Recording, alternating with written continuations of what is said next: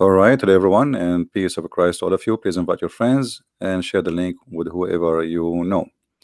Today, our topic is about Shia, and we always talk. Usually, we talk about Sunni because they present the majority of Muslim population.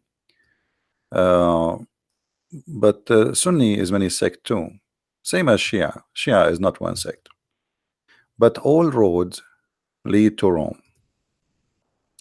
Shia are people who really worship the family of Muhammad, specifically the family of Ali, starting from Ali and his children. The Shia, they have many beliefs. In Arabic, we call them batin wa zahir, which mean outside belief and inside belief. Shia, they practice taqiyya as daily bread and breakfast, which mean when a Shia he says something to you about his religion, does not mean he mean it. As an example, there is a person, all of you know, his name is Imam Tawhidi.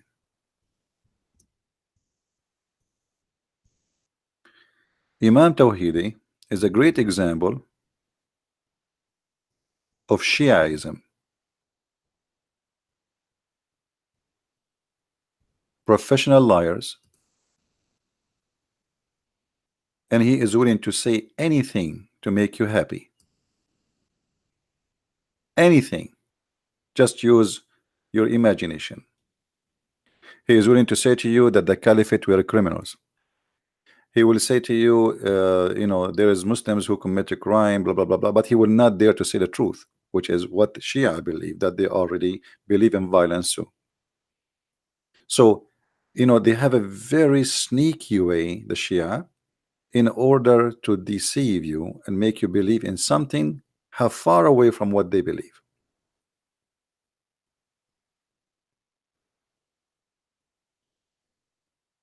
So they have two belief. They have outside belief and they have an inside belief. Outside is what you will hear from them.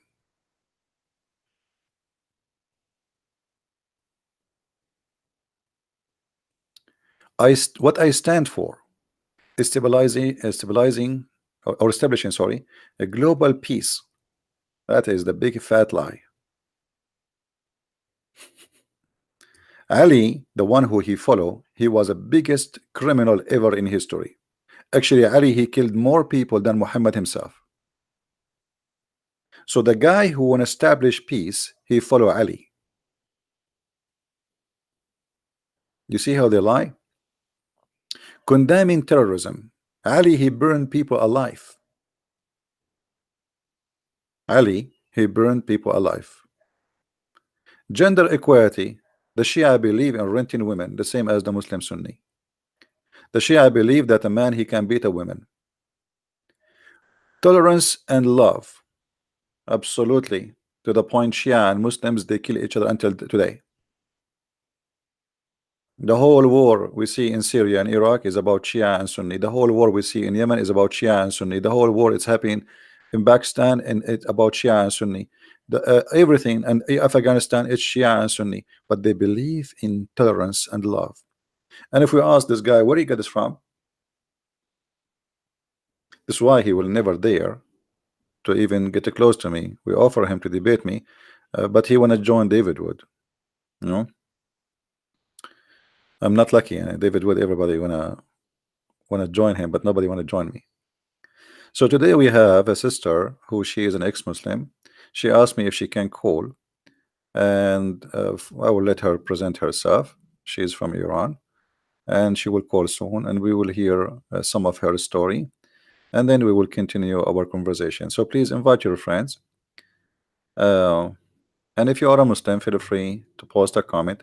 Remember, our teaching is not about against Muslim; it's against Islam and against scholars and liars, or they claim to be leaders or imam, etc., but they lie to us. We are here to fight lies, as simple as it is. Uh, we will call our sister here and see if she is on ready.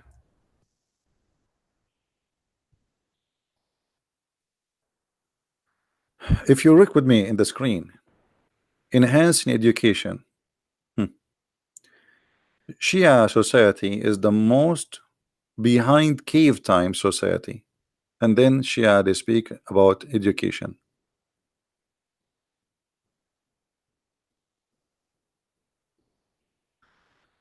All right, I think our sister, her name here, Shahbaz. Shahbaz, I don't know. So we will call her. Let's see. Shahnaz, sorry. Shahinaz, I think.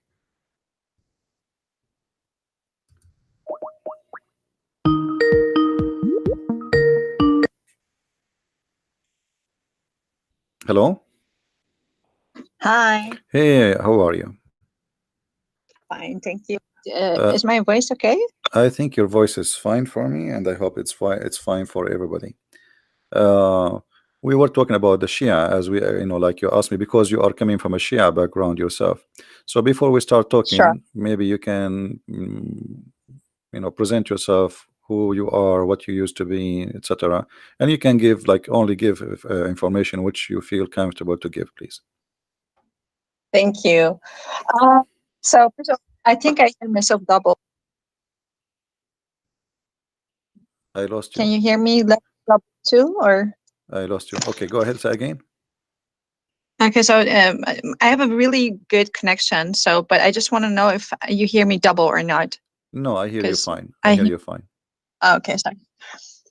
So first of all, I want to thank you, Christian Prince, for doing this because obviously I have no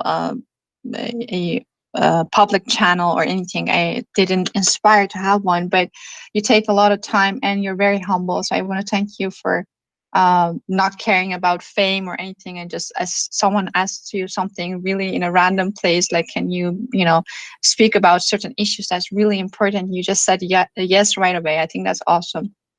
And yeah, I'm really I feel honored to speak with a person with such a heart. Um, about me, I was a born Muslima child. I mean, like I never chose to be one or be born in a family or in a society that would dictate Islam as the norm, not as a choice. So I went to a Islamic school in the Middle East. And from a like from in Iran, I this is where I was born, and from a very young age, I remember creeds like Magbar Israel and Magbar America, which is held to or debt to America and debt to Israel, Hmm. and certain stuff. But as an age, a very early age, my mom shunned Islam because it was just in before that it was by some kind of a cultural Islam that Iranians didn't know. They thought it was such a good thing, and you would kiss the Quran and you would put it aside and everything, but you would try to be your inherently, created person that God created to be good, in a, in a fashion or sort. They try to be good people, but in the 40 years ago, Islam came to Iran as a some kind of a modern. It was modernized by Khomeini, and it was a very different concept. But so Shia Islam for me as a person and for my background, my mom, kind of was in a very caliphate kind of in the name of republic, but caliphate kind of way came into Iran and we flee Iran. So my background is just 8 years in a country that was Islamic. After that, my mom went totally. She said, if this is God, because in Iran you say Khoda Hafiz, which means may God be your protector. When you say bye, that's our bye. Hmm. And I remember that I was 16 or something. I said that to my mom, but we were already in Europe living here. And she said, may a dog be my protector, but not God. So that was how angry she was at Allah, because she read the Quran and she was like, and the Hadith as much as she could, and was very rare in that time to see what this whole thing was. Why was everything changing? The universities, she wanted to go study law, but that was just closed up for 2 years. Everything was closed off, and she would hear the most strange things ever.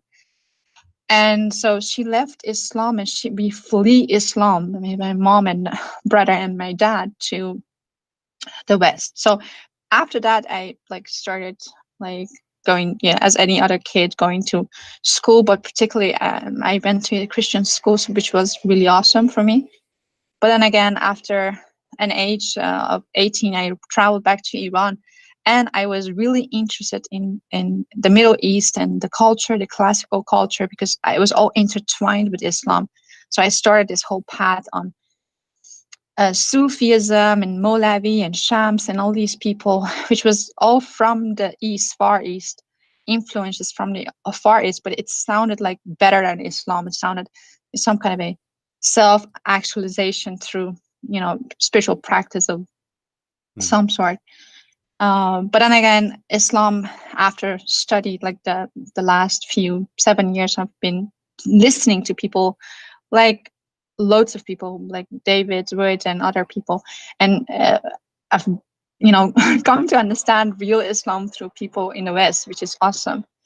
And then I came across you, and I was like, the things that you say and the things that you know about Islam is so deep. It's so deeply. I mean, like, it's not that Islam is deep, but you go deep into the to the adultery, to everything that is really. If people would know this, Iranian people would know this. Actually, what you're saying, it will just like kill a lot of it for them in their minds, at least in even 1 hour. So I'm really excited because I think a lot of people could listen to this after the translation and actually come to see what, like, who was Khadija. Like, so I just want to go with your title because I saw that you changed the title to Shia Islam. So you are, free to start whatever you want to start with, and I have a lot of questions about Shia too, so we can do that format if you like to. No, I This was my promise you. I promise you. Don't tell me. Actually, you wanted to tell me the topic. I said don't tell me, right? Just give me the question. So yes, I keep my promise. So yeah. what is your question? Go ahead. No problem. Yes. Okay, so um, in Iran, we have this very weird concept about Khadija. Mm, We think we have been, thought this for years now, decades, that she was a very, we say moment. She was a very good woman. She mm. was very articulate, but also very learned, and she was very rich, as she was his Muhammad's first wife. And I like you to start about her character in the most detailed way, fashion that you can, because I think that's that's a huge lie, one of the lies. You see, first of all, always Shia and Sunni, both of them, they share the same thing, that we have to praise anything touched or live with Muhammad, even if it's a cat. So anything around Muhammad, belong to Muhammad, owned by Muhammad, have to be praised.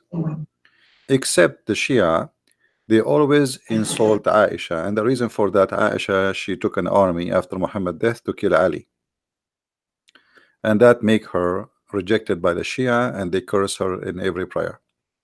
So Khadija, the same as the rest of other women, she was supposedly something special for Muhammad, because all the women of Muhammad are special. But here, the Shia, because when they focus in insulting Aisha, they try to focus in to make themselves look better. Look, you see, we insult Aisha, we attack Aisha, but look, we respect very much Khadija. So the point of respecting Khadija so much is not really because they care for Khadija as much as to cover up their insult to the wife of Muhammad, which is his favorite child wife. So Goli, right? Sorry. We in Iran we say so Goli, which is the favorite wife, the Yeah, favorite the favorite, because wife. she's a child. Muhammad, he liked to have sex with his children. So she is his Yes. favorite. This is why Muhammad, he said he favor Aisha the same as he favor a dish than other dish, which means this is his favorite dish. So Muhammad, he consider all Wow. women are dishes, and Aisha is the favorite Wow. dish. Yeah. So when the Muslims, they say, and the Shia, they say that Khadija is a very special woman. Well, all the women of Muhammad are special, because Khadija, the important about her, she is very rich, even though she is old. But Muhammad, he used her money and her, let us say, position in the society, so he can be called like a master. So a person who was no one, poor, have no home. Muhammad don't have a house even. He was a son, he's an orphan. Actually, most likely nobody knows really who is the real father of Muhammad, and there's many evidence about that. And I believe strongly, this is my own belief, the real father of Muhammad is Waraq ibn Nawfal. And this is why you Wow. see the story of Khadija always attached to Waraq ibn Nawfal, who is a cousin to Khadija. And this is why I believe Khadija was Can you spell that? Waraqa ibn Nawfal. Waraqa Waraka. was a Nasara, not a Christian. You see the Quran, if we go in the Quran, we will find that not a single place the Quran says the word Christians. The Quran call us Nasara. And we as Arab Christians, we never use the word Nasara. We do not know even where this word coming from. Let us say, generally speaking, unless you are a very educated person to know. So if you go in the Quran, you will find only the word Nasara. Okay, but who are the Nasara? The Muslim, when they translate the Quran, you will say they will see they translate it as a Christian. In fact, they are not Christians and they have nothing to do with the Christians. Uh, and even Muhammad, he called the Right, we're Jews. sectarian, right? Nasara is a Christian cult, which is the same as Jehovah's Witnesses today. They are not Christians.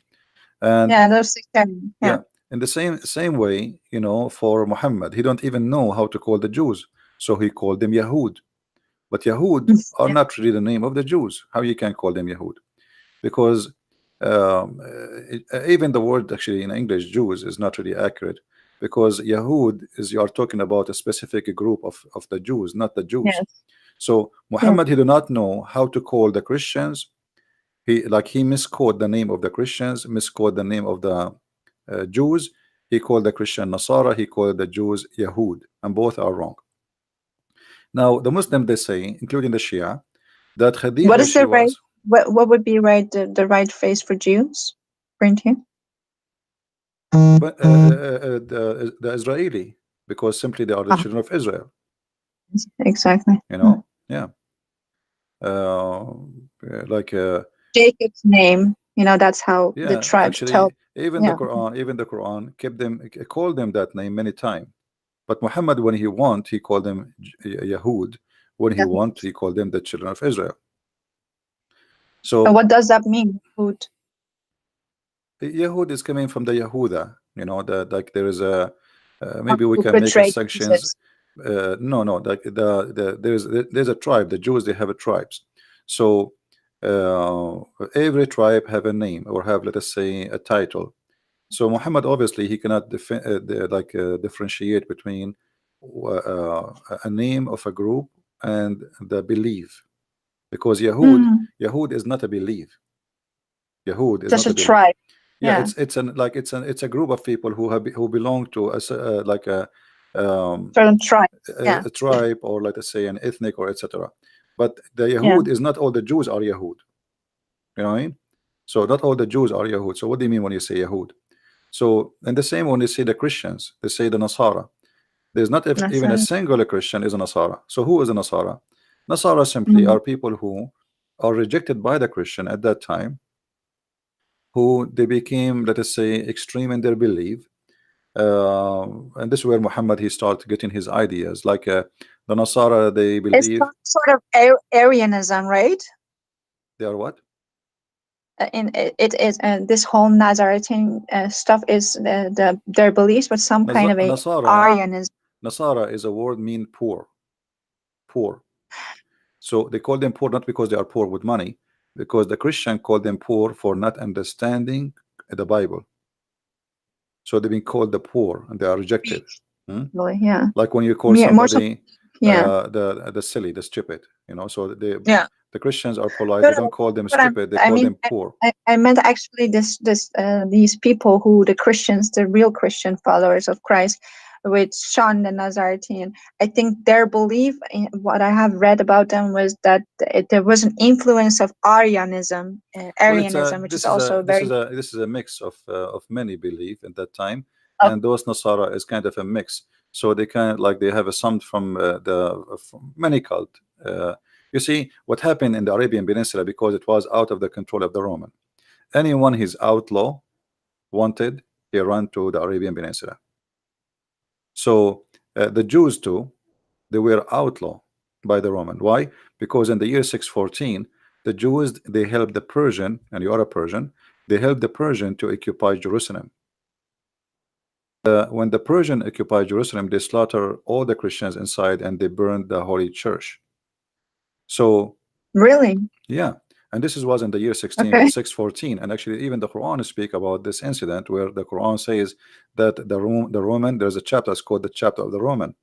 The Roman were defeated and they are going to be victorious after defeat. So this is why the Jews through history, they always either go to Arabia or go to Persia. Why? Because both territories is out of the control of the Roman, they become Christians. So uh, if we go to the chapter of a room, we will find chapter 30, verse number 1 and 2. You know, the Roman has been defeated in the near year, land, which means the most close land. So the story here is speaking about what happened, and Muhammad, obviously he was under the influence of what's happening around him, and he add anything to his Quran right away. But because of those things, uh, because the Roman became Christians, and the Christians did not allow, let us say, I'm talking about kings now, they did not allow those people to practice their cult between the Christians, so they run and they escape to the Arabian Peninsula, or the Jews, they escape, most of them, to the Persia. Actually, until now there's Jews in Persia, right?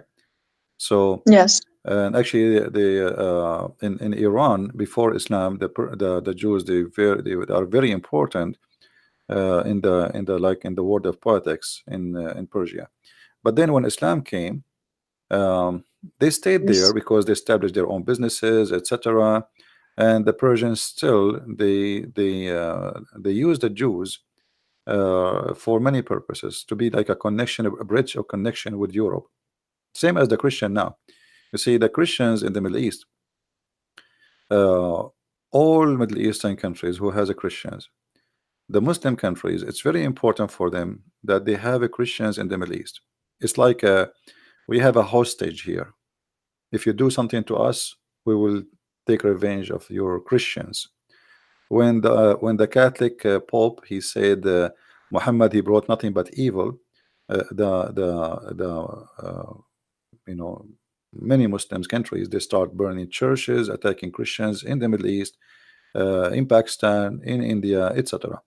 So always the Christians in the Middle East are a kind of a hostage, so they can force, let us say, their own agenda. We have something in our hand belong to you. But things is changing. Things is not like before. Like, no, there's no countries now is just behind walls and gates. The world is totally different. So those days are over. However, Muhammad in his time, he used the Christians, or let us say the Nasara, and he used the Jews for a certain time. But when he did not need them, he decided to kill them, as we see in chapter 9, verse number 29, where he says, go and fight those who believe not in the prophet and his religion. So this is the reason to kill them until they pay jizya, which means Muhammad, he want their money. He knew that they are rich, they have money. So if they pay me money, I will not kill them. And this is additional proof that Muhammad is a false prophet, because what kind of a prophet he compromise? If you are trying to kill those who don't believe in your God, and that is a crime which should not be forgiven, well, how you let them live if they pay money? And what is the need of God for money? But this is the money will go to Muhammad. So Muhammad is a person who always use God for his as a hostage. Like, Allah is the puppet of Muhammad. Anytime Muhammad he wants something to happen, he say, God said to me. The same as he made verses about having sex with women with no limit. Of course, yeah. Yeah. Now, if we go back to Khadija, Khadija simply is no one. And if the Shia, they believe that Khadija, she was really important, so why they don't show us? Mother of Islam, we call her. No, where is Khadija? Where is Khadija in the heritage of the Shia? We don't see her. We see only Fatima, right? Yeah, but So for her, they will actually kill for Fatima. That's she's just like see, holy. just because She's she is as the Maria. yeah, just because she is the mother of Fatima, they speak about her highly. And but the fact they don't really care for Khadija, they care for Fatima. Now here, we know that the Shia believe that Fatima and Hassan and Hussein and Ali, they are made of light. And the reason for them they believe in that, if you go and read them, That's why all these pictures in Iran, sorry to interrupt you, but they have so many pictures on the side of the ways, and in every corner, in every kind of shop. There is a picture of some saint of sorts, and their faces are drawn in light. right? This Like is you how, can't actually see their face, but they're all yeah. yeah, So that's exactly how they see them. this is how they see them. Yes, they cover them with light because they are made of light. And actually, Yeah, light is they're more, exactly like this. yeah, they are. But even more beautiful, you have these beautiful Persian eyes and everything, but it's very gorgeous faces that you just want to, look at when you see them. Very Yeah, they different draw them, but art for than sure those are they painting were are false. person. Yeah. Yeah. Look what they are saying. Muslim or non-Muslims. Imam Ali, AAS, who was devoted Muslim, did not consider the state of one being Muslim or not as condition for defending the oppressed. For Imam Ali, it was important to establish justice and defend the oppressed and be stern toward the oppressor, whoever the oppressor be. All of this is nothing but a big fat lie. Ali, he killed, he raped, he Oh, stole. Khamenei, Ayatollah Khamenei have Yeah, said that. and the Okay. one who is talking about Ali, how good he is Al Khomeini, who was killing people for leaving Islam, who was slaughtering people for being gay. You see, the Shia, they have two faces: faces for public and faces for indoor. So for public, Exactly. yeah, in public they say things which is far away from their belief, but indoor the story is different. Kill them wherever you find them, slaughter them, etc.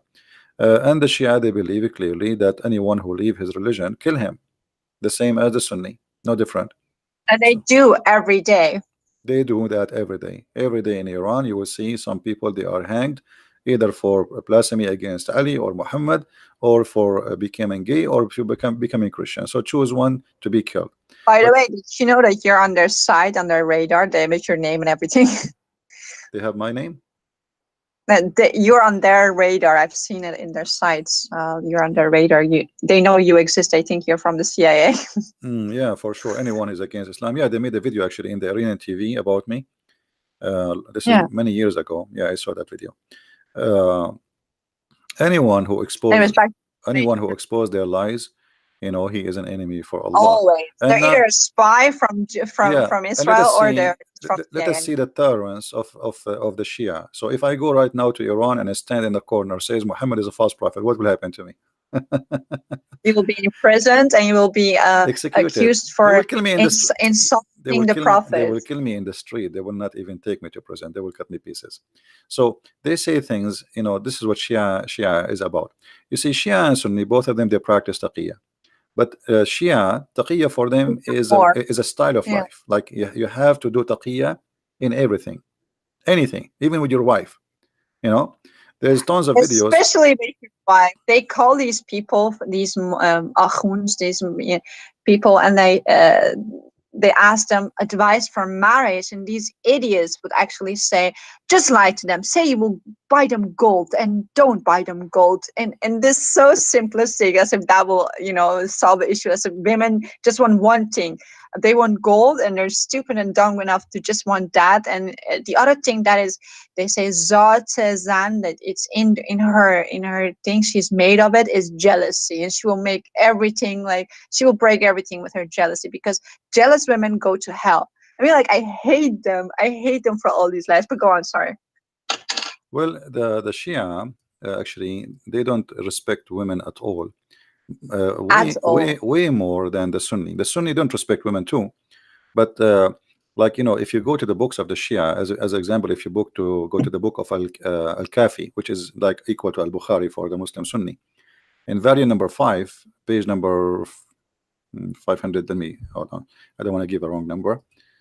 I don't remember exactly, but it was 500 something.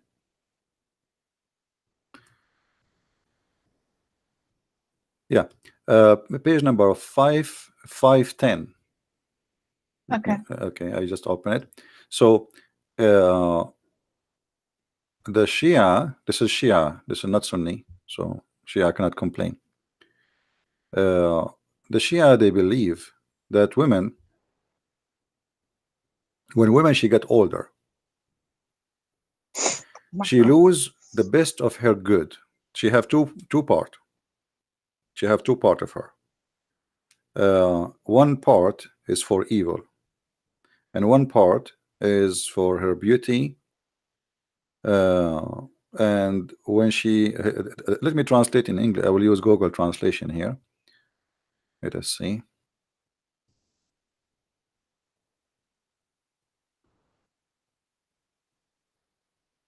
So Iranians actually have the exact alphabet. We have the Arabian alphabet, and in Iranian would just slap me in the face for saying that, because they say no, that's Farsi, and it's a No, different language. I know it's a Farsi. different If they pronunciation. they use the They Arabic same, language just but because they've been forced to. They are not really in favor of it.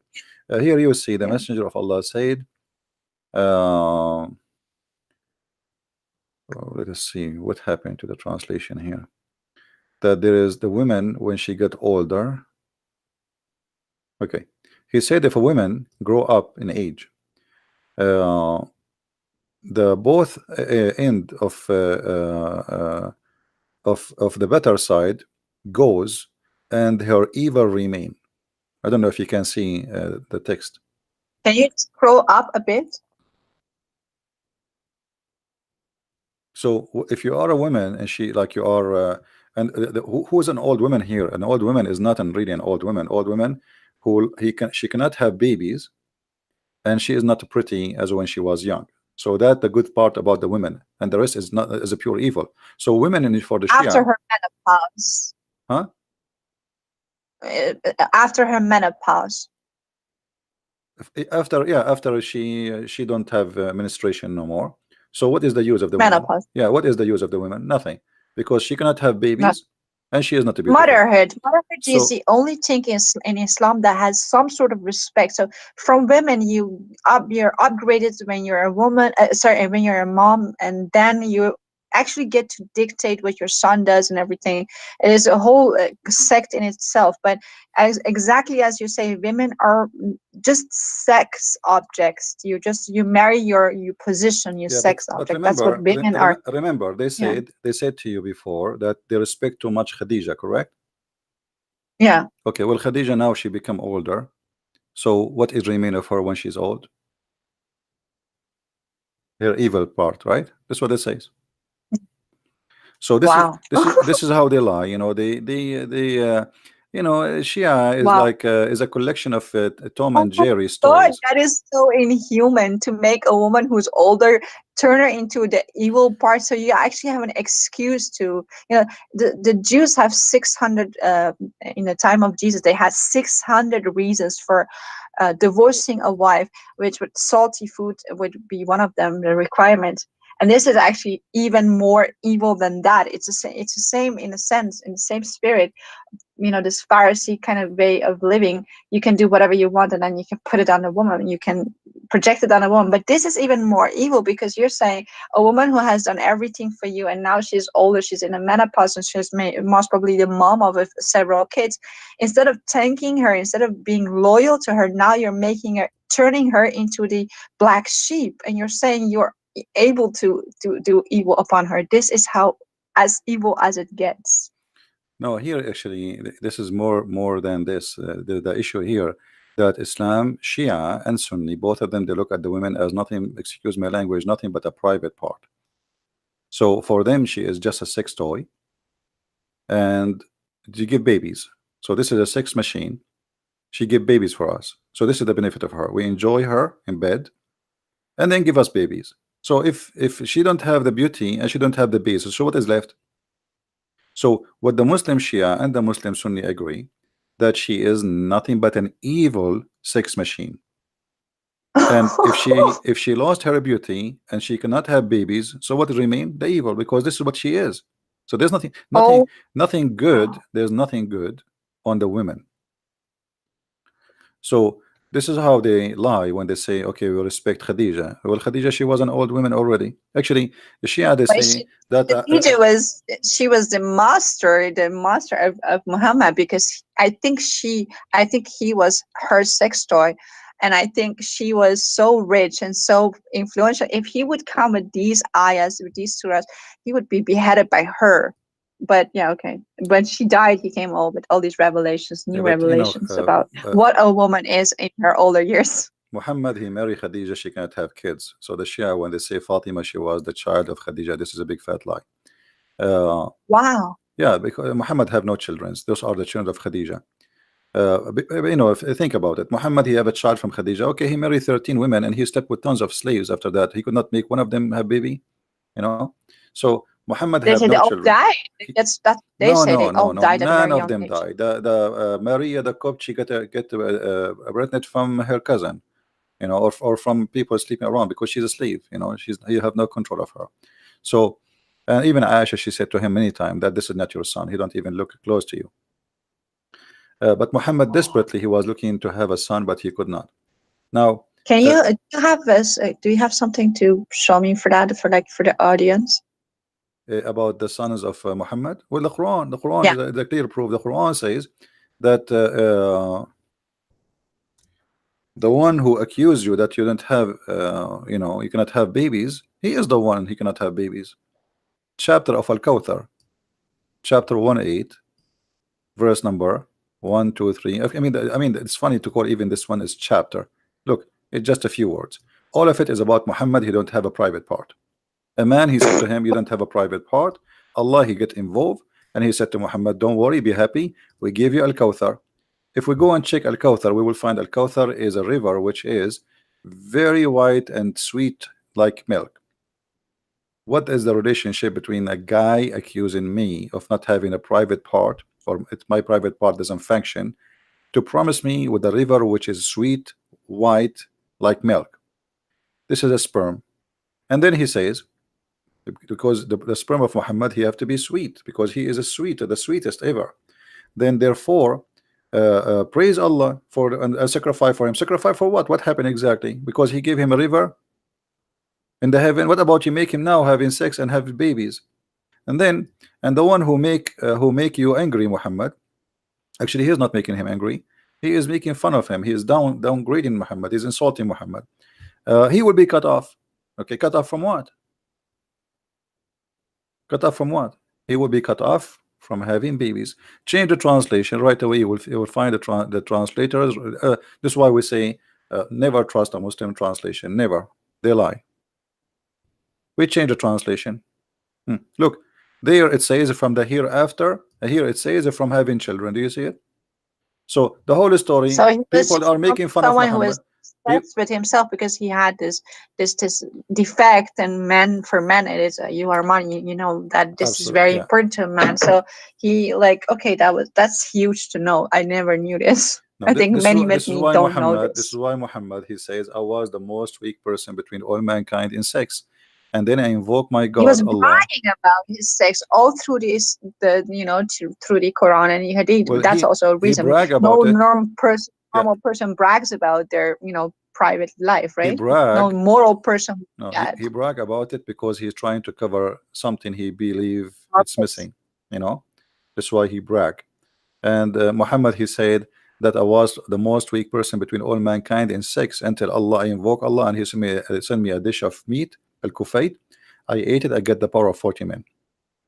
So even this miracle is very funny. I mean, if the Muslim, they say if Allah wants something to be, He say be, but Allah could not fix the private part of Muhammad, so He need to go to the kitchen and make shish kebab, and He sent it to Muhammad, and Muhammad ate it, and then Muhammad then boing, he's good to go.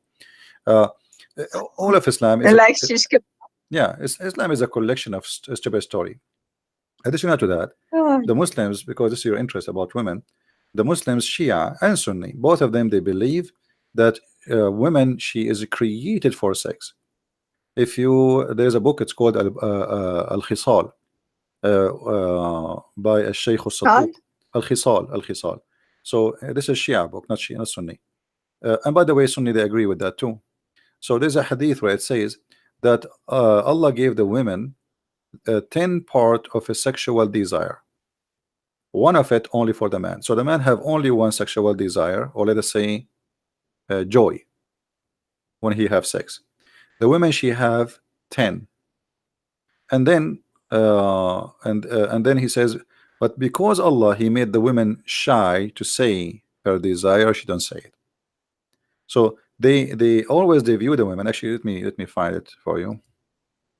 Always they view the women as a sexual entertainment. But Okay, also someone who there we doesn't go. have control, right? Yeah, the women, Allah, he made her in such a way. So he says, let us translate to English. Hold on, so people can read. Oh, I don't know what happened.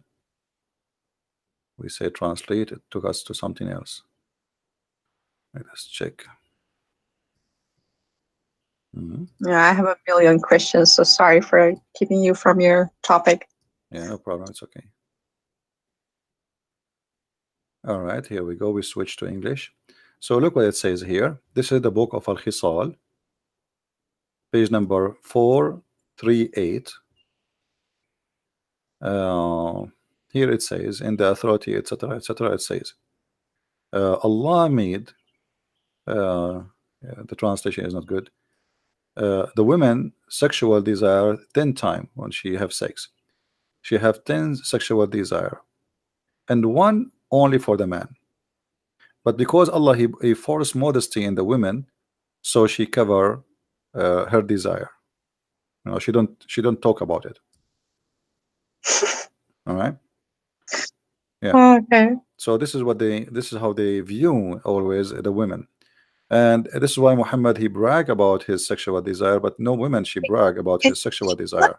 Allah has made love 10 parts? What does that even mean? 9 of them in women and 1 of them in men? It's Well, just so he gave the poorly women, written. he gave the women. This is why Muhammad, he says the women, she have 10 private part. 10 private part. One of them is her What does private that part, mean? the one between her legs. The rest are her hair, her voice, her eyes. All of them. Women, she is all is a private That's part. why she Understand? have to cover up all these parts, Yeah, right? because this is when she get married, she cover only one, and the rest is still exposed. So she have to wear the burqa. You know, when a woman she marry, only the private part between her legs is the one is covered. Uh, and then the Muslims, actually the Shia, they go farther. This is why I have my book Sex and Allah. People can read it. The Shia, they exaggerate and they speak about they are obsessed with sexuality, obviously. So they claim that the women, because their imams, they told them that women she have 10 sexual desire, and if the women she got horny, she can really do what 10 men cannot do. All right. So uh, uh, let me find this.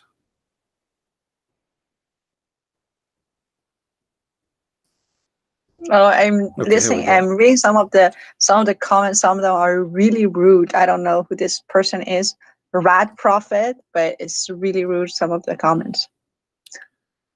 I'm not looking at the comment. Let me see. They obviously are. All of them are over sex, and everything they think about is Well, sex. he Obviously, is gone. these kind of He people. is history. No problem. Don't worry about them. Don't look at the comments. Here you will see. Uh, it says here Amirul Mu'mineen. Okay. Uh, Here, look what Amir al-Mu'mineen. This is Ali. Ali speaking to Al-Hassan. This is not someone else. They say to you that we respect Khadija. Okay. إياك ومشاورة النساء فإن رأيهن إلى الأفن وعزمهن إلى الوهن وأكفف عليهن من أبصارهن بحجابك إياهن فإن شدة الحجاب خير لك ولهن من الارتياب وليس. Now those who speak Arabic they can read. So Ali is saying to Hassan, Al-Hassan his son, never take an opinion of a woman, because their opinion will take you to be destroyed, and will make you weak. Never take their opinion. And then Wow. you have to cover them. You have to cover them from all eyes, which means nobody can see them, by wearing the hijab. And the more hijab you put, the better for them, which means the more you cover them, the better for them. And then he says, and they should not allow anyone to enter upon them or to get out, and never trust them. Never trust them. If you can do that, they will never know a man except you. Wow. You know. So this is what Ali. This is not anyone. This This is is an Ali. utter insult to women at very like hard. I mean, like it's just so aggressive. This is just like wow. Yeah, that's And it is exactly what the culture is. This is backed up by the let us culture, the see. way they Yeah, speak to women, the we way will they see treat if we women, translate. the things they teach their sons about their future wives, which is so weird because there's themselves they're women who teach their sons these nonsense. Hmm. Wow. You see, we try to translate in Google Translation. It's coming close, but it's not really accurate. So he is warning Hassan. Ali is warning Hassan. Never take a consult with women, because their opinion will destroy you and will make you weak. And they have to cover, always to be covered, and they should not know any man except you. And this is the only way to make them know only one man, which is you. You know. And Oh, because they're so crazy they can't even control themselves, and they're just like these demonic people who just want sex, right? no, the reason, you see, the reason is to say such a thing. Like if you cannot see any man except a one person, then you will not see how bad he is if you cannot compare him to other men. You know what I mean? I mean, he will be good anyway. I mean, okay, your husband is evil maybe, but if you cannot compare him to something better, how you will know that the other one is better? So the advice is, don't let your wife see someone else, so she will never recognize something better than you, and she will never know a person except you. Wow. Yeah, yeah. Put her Oh inside her God. burqa, and then she will never see anyone except you. So But female mutilation and everything that comes from it is all from this idea that we have these 10 parts and all we do is think and we are just uncontrolled because loads of us come actually according to what have understood from what you tell people is some of us are even made from kind of like some demonic being or we come from hell or whatnot, and just like we're just like creatures less than what we are in actuality. So we have to be controlled, we have to be treated this way, and we are seen for something that we are not. And the whole society is the whole society in Iran, and the biggest society I think problems between this Islamic society is this whole obsession with sex, which you well, see left and right everywhere. because Islam is a sexual cult. Everything in Islam is Yeah. based on sex. So this is why we cannot really uh, we cannot be surprised why they are obsessed with sex. Let us, if we go and see, try to find what the Sunni, like the Shia now, they said 10, she have 10 desire. The Sunni, the Muhammad, he said, according to the Sunni, she have 99 desire. Actually, some Shia agree with that. So the women, she have 99 desire. Let me see if I can find it. Oh God. Yeah, the women, she have 99 desire. And That's why they call us Jadugar. They call us all these Afsungar. And Persian people who listen to this, they know what these terms mean. We are some kind of a beings. We can bewitch man. That's how they think of women who are very sexy and stuff. yeah, um, I'm trying to find the hadith about the women, she have 99 sexual joy. And here you notice Muhammad how much expert he is, and how many the women, how many sexual joy she have. This guy, he have a degree and he study women carefully. Uh, let us see this one. Okay, let's see here. Um,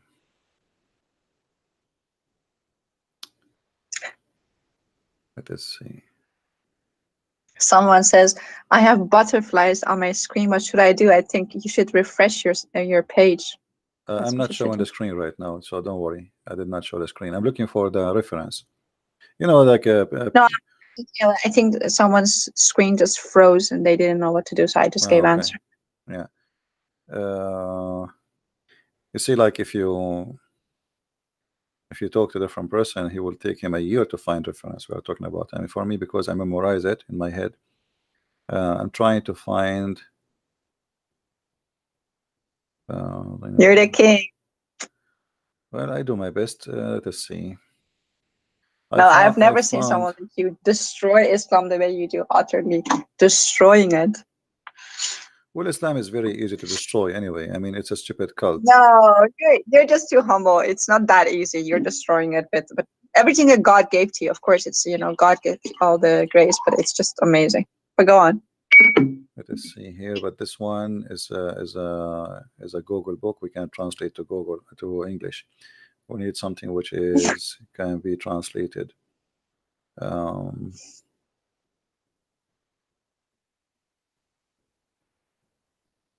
well, look So like people, we have I no think, seem choice. to be We have to about me show. being a Muslim. They think I'm not a real Muslim. For people who didn't understand or get the intro, I was born like a child Muslim. So I didn't even know what life was at the age of 7. When we left Iran, I was 8. So I've never been practicing Islam in that sense. I was a cultural child put in a situation, in an Islamic situation. I wasn't even brought up as a Muslim. Yeah, But in Iran, it doesn't matter. If you go back, if you have problems with the state or whatnot, and you have to go in court and testify, yeah, for they sure. ask you, what are you, Shia or Sunni? No, And you don't have a choice between they are your even Muslim Shia there. and Sunni. Yeah, You have to even if say you leave Shia. Islam, you are Muslim there. You cannot change it. You cannot even say I'm not a Muslim no more. Here, this is the book Yeah, of Faid al they call you Qadir. more tax if you do that. But you go on. Sorry. This is the book of Faid al Qadir. This is Sunni book Yeah. now.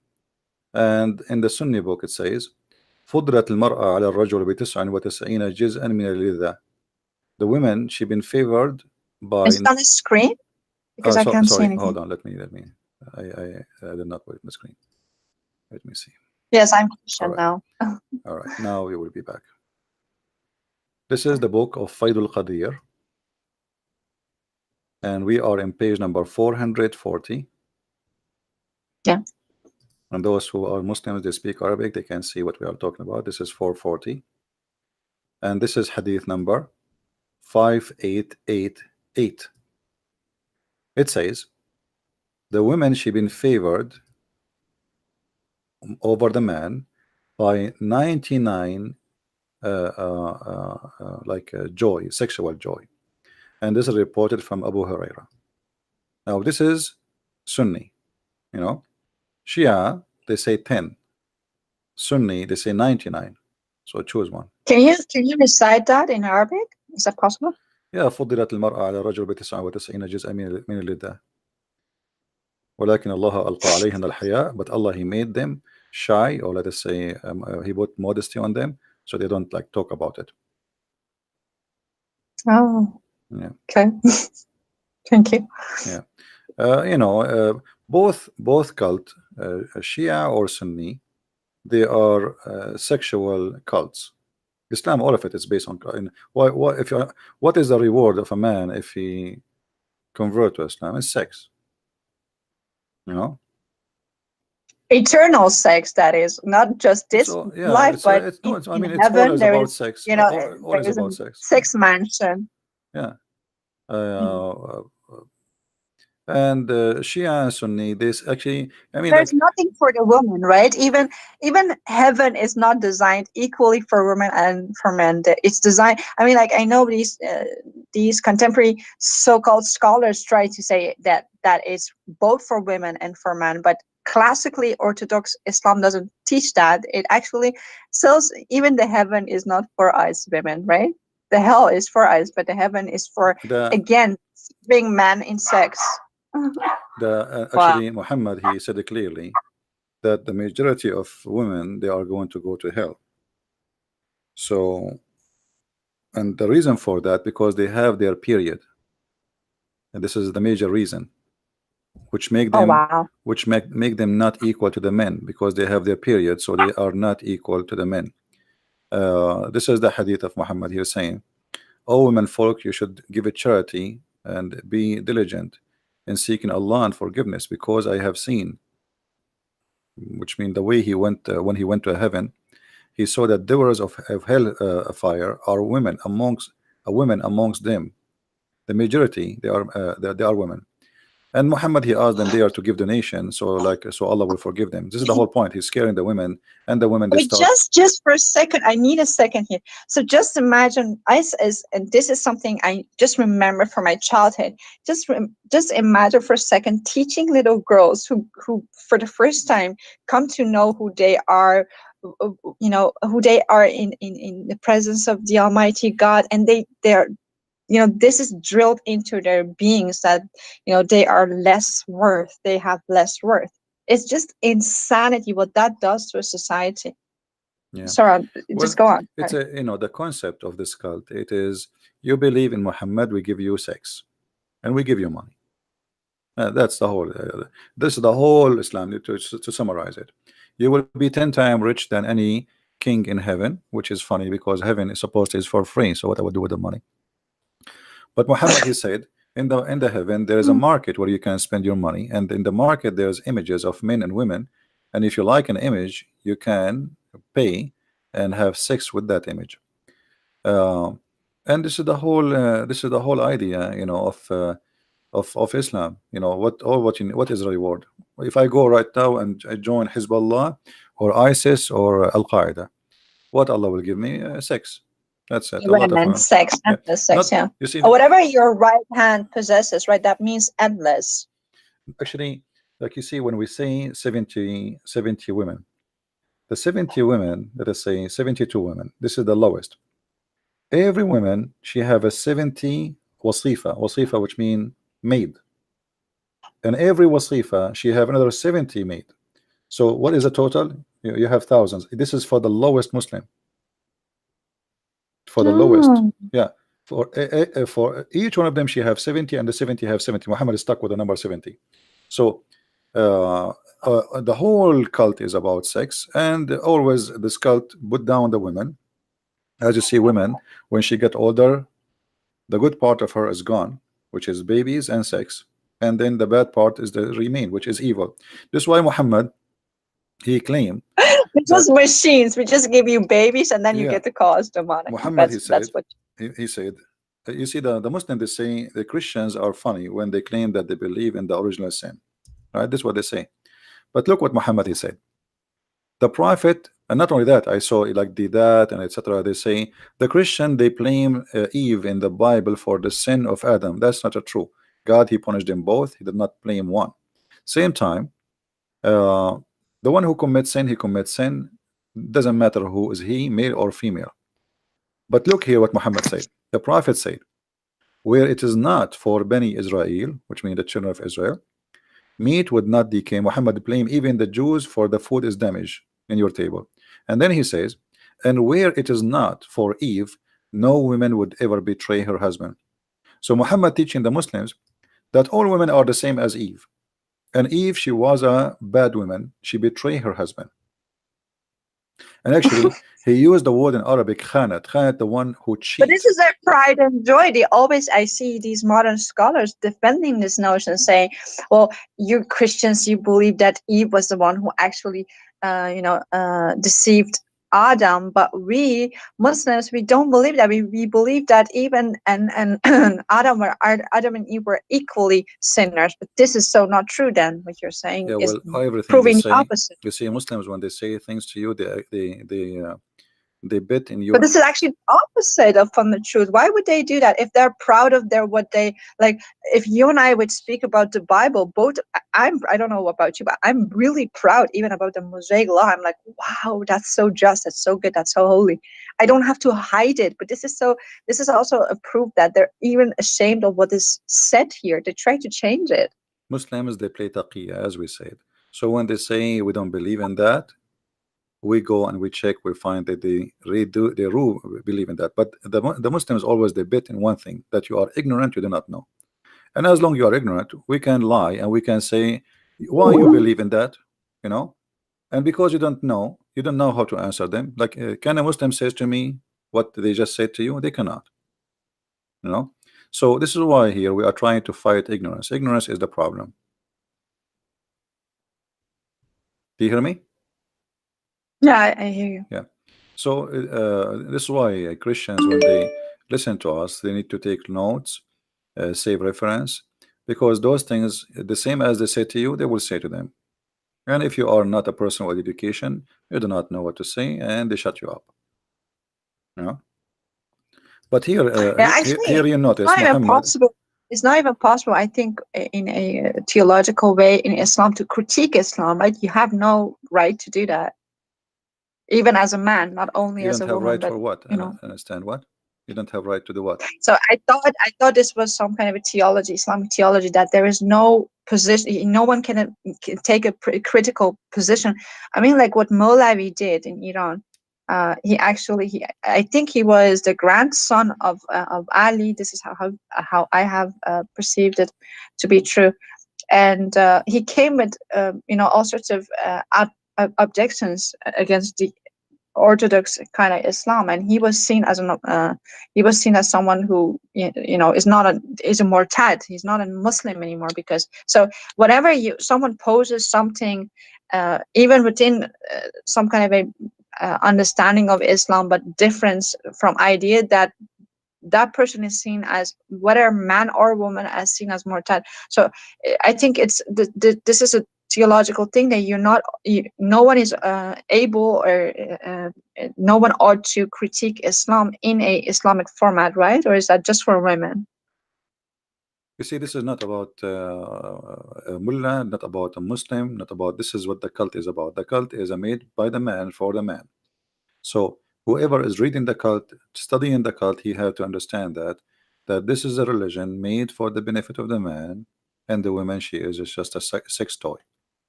So no matter who Mm-hmm. is the one is talking, no matter who is the one is reading, no matter who is the one is listening, this is the concept, and this is the benefit, and this is the target. The target is, you believe in Muhammad, you go to heaven, you have sex. Women are made for the man for sex, and in the Yeah. heaven, those women, Allah will even take from them their jealousy, which means you will become a sex toy. You have no feeling. So your husband, he can So sleep around. can I ask you something about Hmm. this jealousy? So they always drill us women in Iran. Jealousy is such a bad thing. You have to control it, because real women actually accept the second woman, stuff like that. They want to, really drink that. But so what does ghairat mean? Like, do qayyur, ghairat, when you Ghira, actually, yeah, Ghira is jealousy. no, well, ghairat is jealousy. Yeah, the Ghira Okay, is, so I thought Khairat means what we believe in the Christianity to be zeal for God, righteous jealousy what God has for us. yeah, jealousy have Does many Islam meaning. have a Jealousy have many meaning. Depends, you are jealous about what. A woman, she can be jealous from uh her husband. He's talking to some women. So so but I mean, like, when the man is actually becoming Ghairati over the woman, that's seen as some kind of a good thing to have. That is, it looks good at a man. But when a woman is getting jealous because righteously her man is looking at a other woman, or is he wants other women, he is thinking about other women, we are called jealous for feeling that. It's so unfair, that the whole thing is so the utterly jealousy, unfair. the concept of jealousy is about owning something. So since we are childrens, when we are childrens, if I have a toy and I am a child, and then another kid, he come and he play with it, I remember that this is my toy. So I want to take it from him, and maybe I will cry, or even I will beat him to take it back.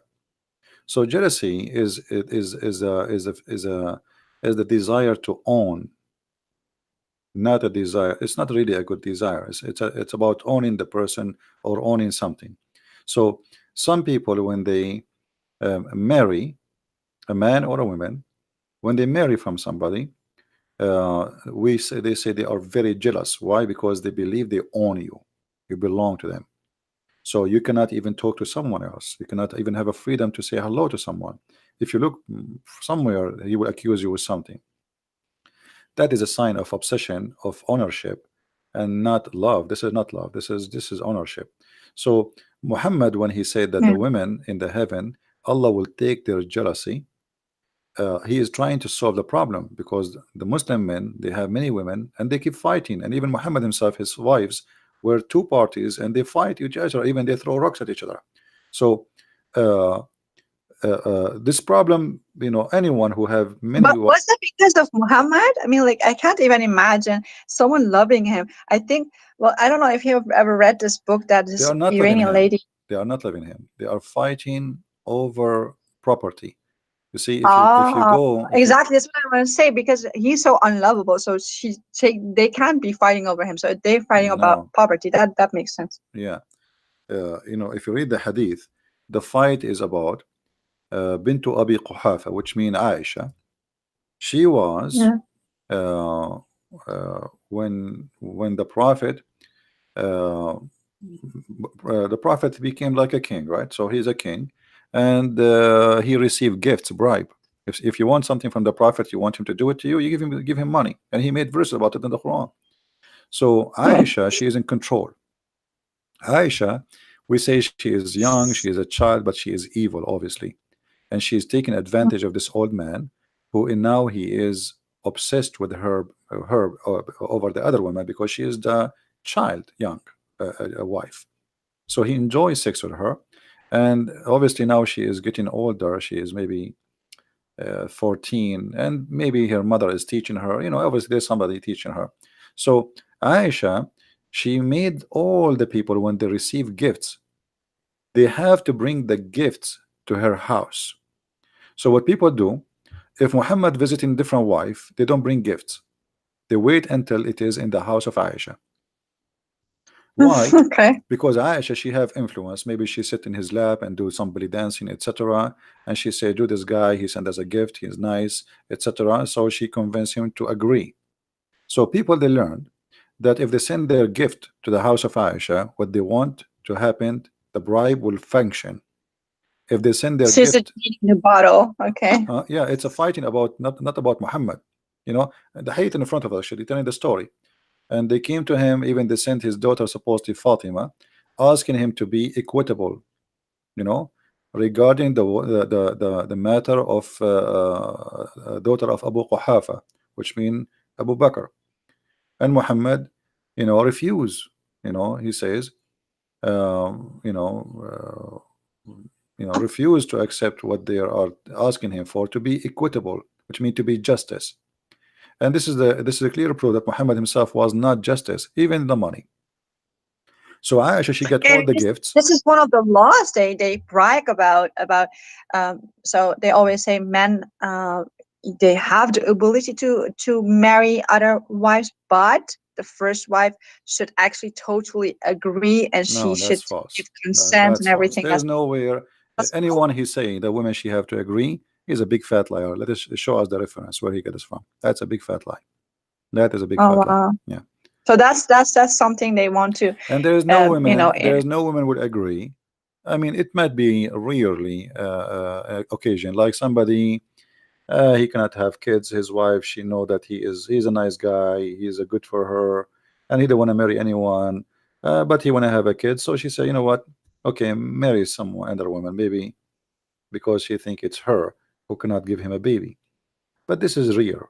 There's no woman she like to share her husband with others. And where in the Muslims when they get this that a man he can he in order to have a second or third wife. Actually, the Quran never said marry one woman. The Quran says if, which means have sex with a woman and a two and a three and four. but So is this also how Arab people actually really understand it, or are they as ignorant as we have been?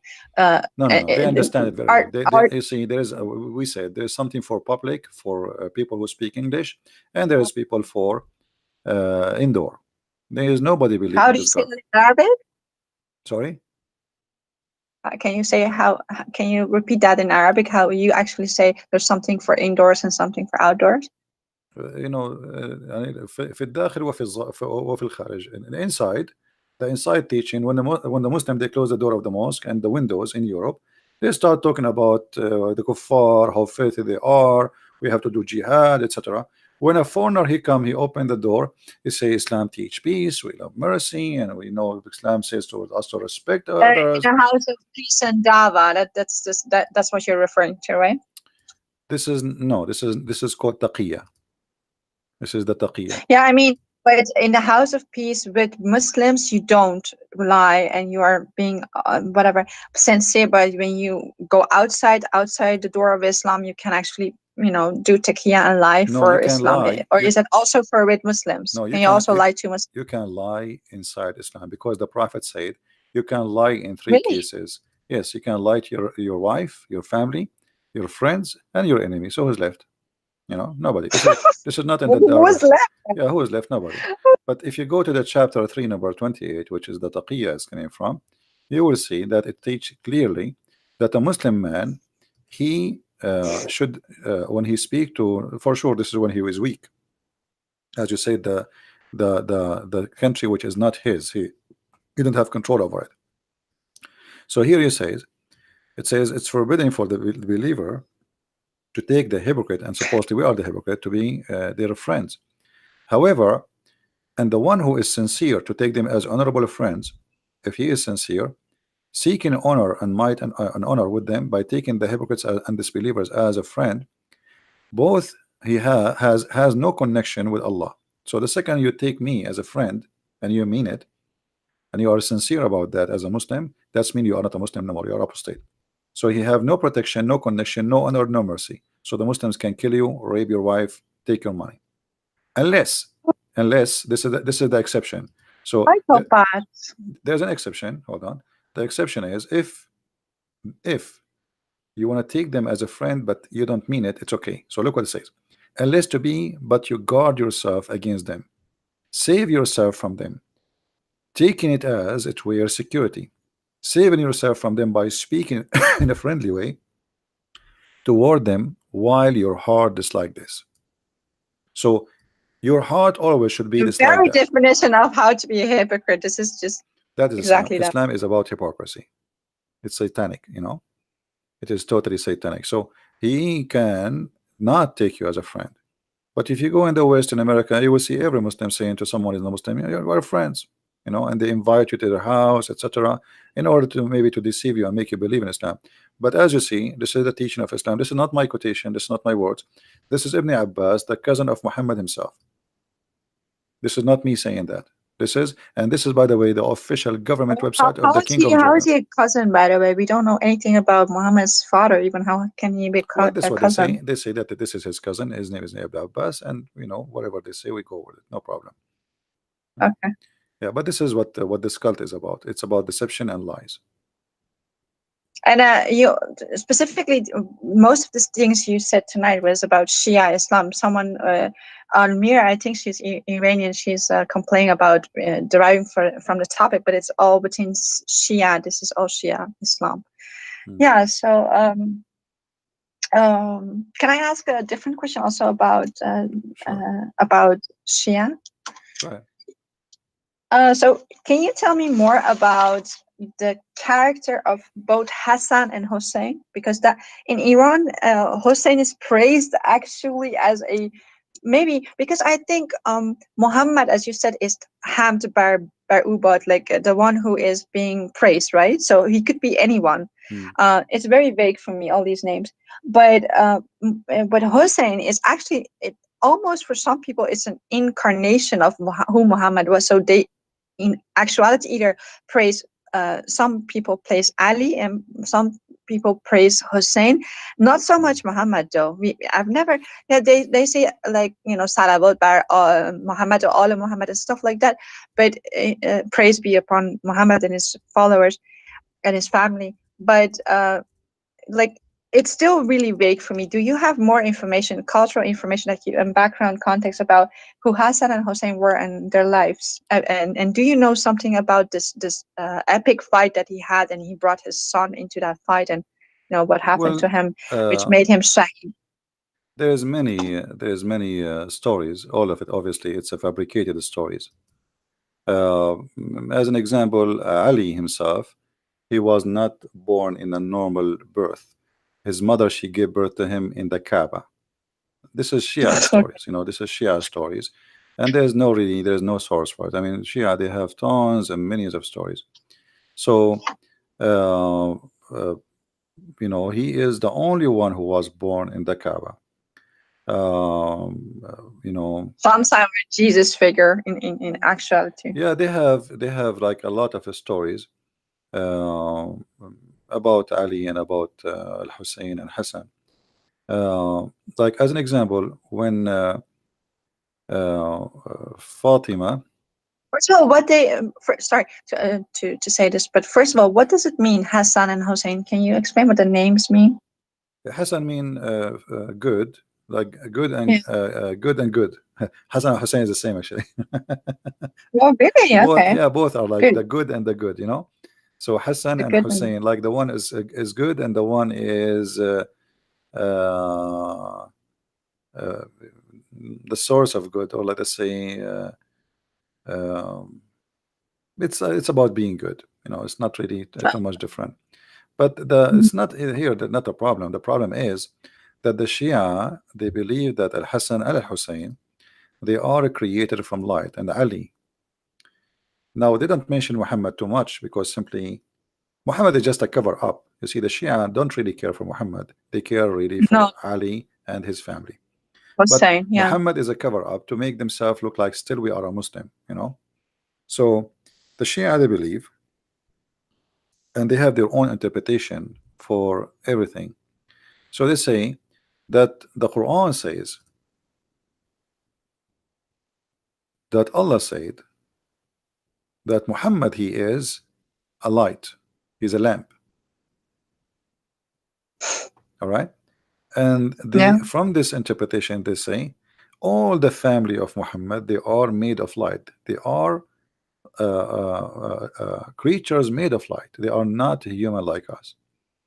Mm. There's many videos on the internet actually speaking about this issue, that they are really made of light. They are not a human like us. They've been given shape of a human, but uh, they are not a human. They have the look of a human, you know. Uh, and then they involve Al Hassan Al Hussein, that they are the one who can take you to heaven. As an example, let me see if I can find some stories about them. Um,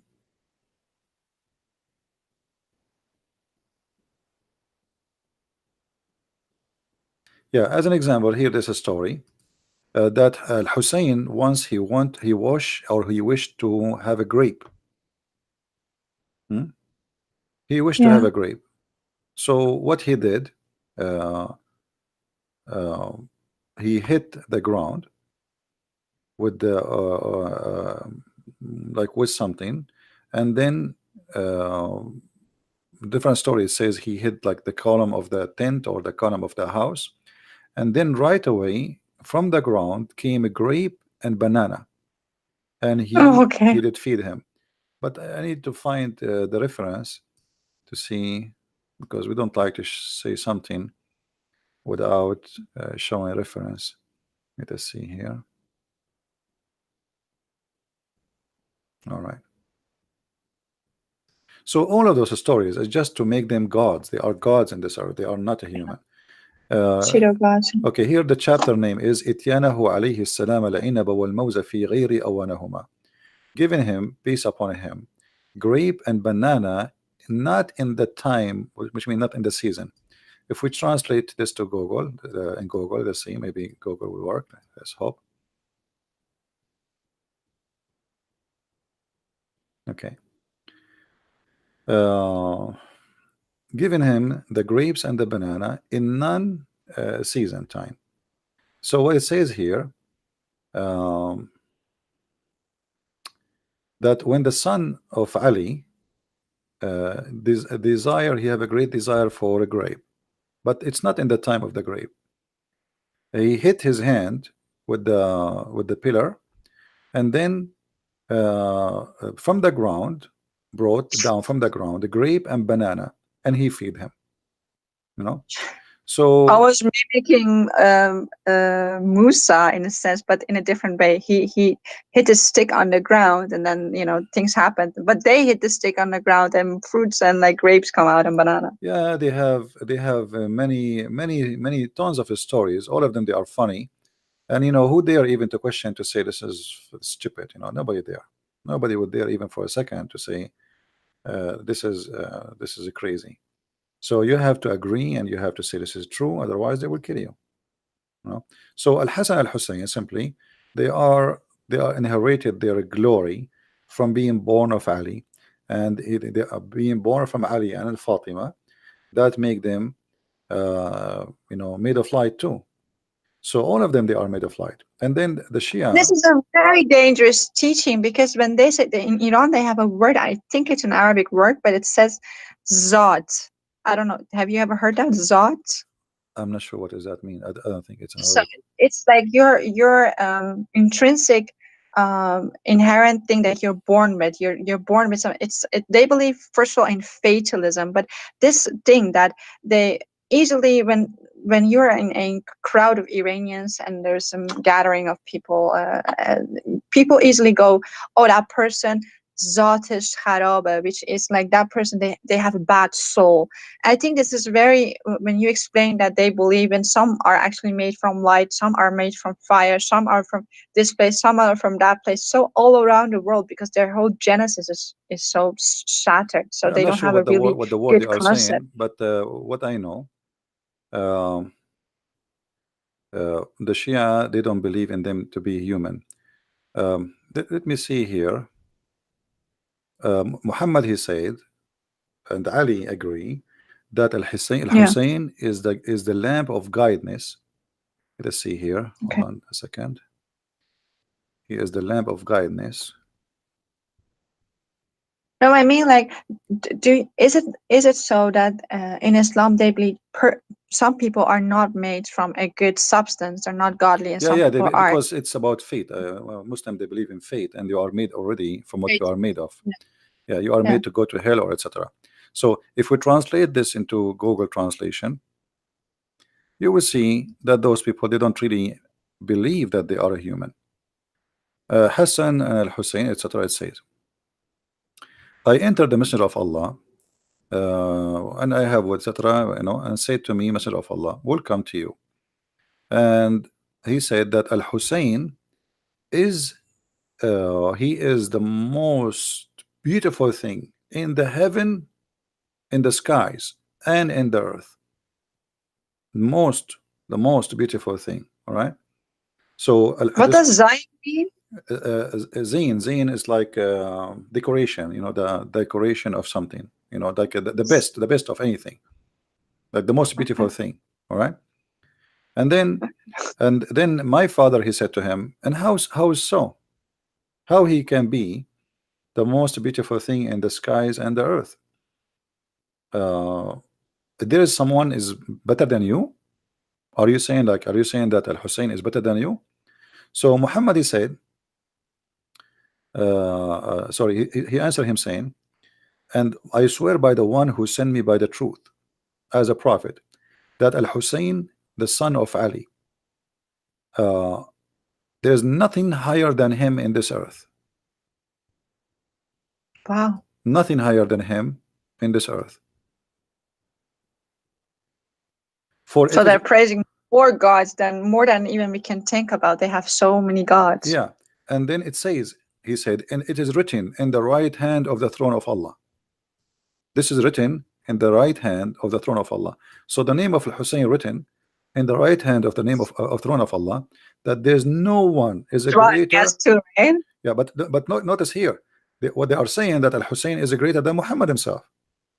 Wow. Yeah, because the question is so simple. They say to him, Which book is this? are you saying he is greater than you? You know, are you saying he's greater than you, Muhammad? What is the answer is? The answer is yes, Right. because it's written. Written on the right hand of the throne of God, a lamp of Huda. A lot of what? Wow. So, do you have the verse and the number of this? Yeah, this hadith we can actually, this is the Shia. Let us see. Uh, Oh wow.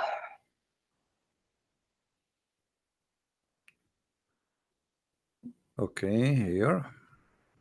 This is the book of Biharul Anwar. Okay.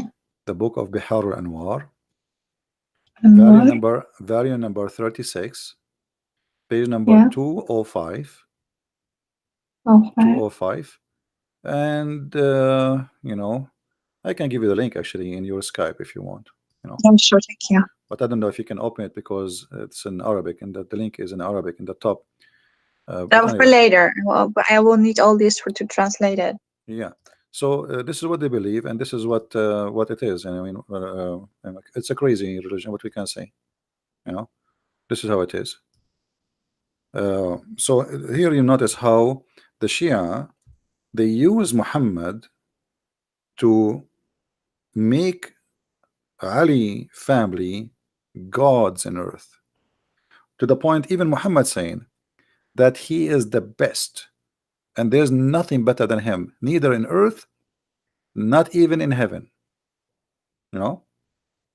And not only that, if you read carefully, he said that he is the ship of salvation, he is the light of guidance and the ship of salvation. Let us see if it's a translation coming here.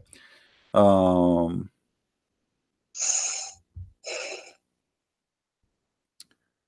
you see, here we go. It says God, he said, it's written in the God throne. What is written?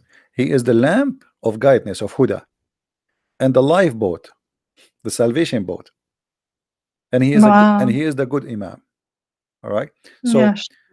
here you will notice how much those people they What uh, is Huda? Huda mean guidance.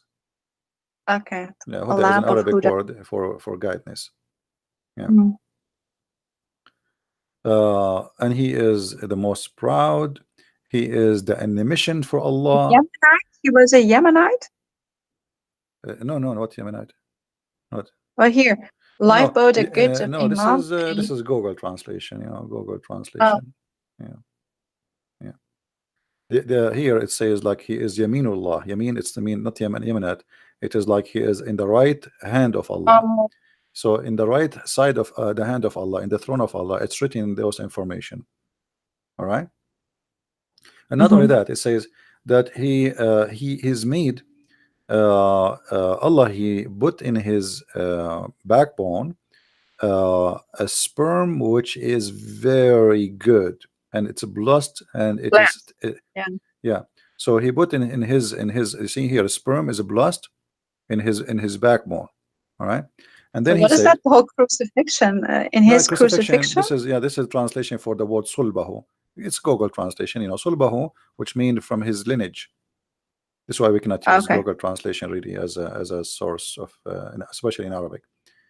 Okay. So yeah, and then he says, if you pray in the name of Al Hussein, your prayer will never be rejected by Allah. You know, so anything you ask for in the name, he will intercede. His name is he's the intercessor.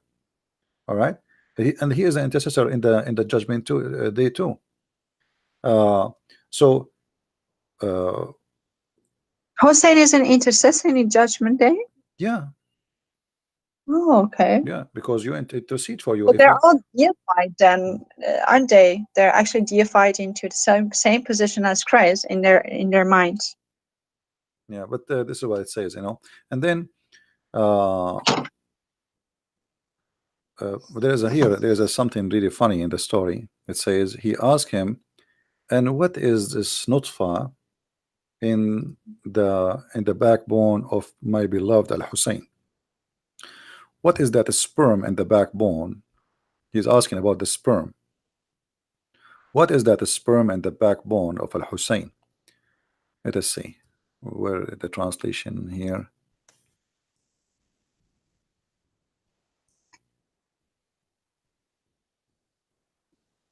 Okay, hold on.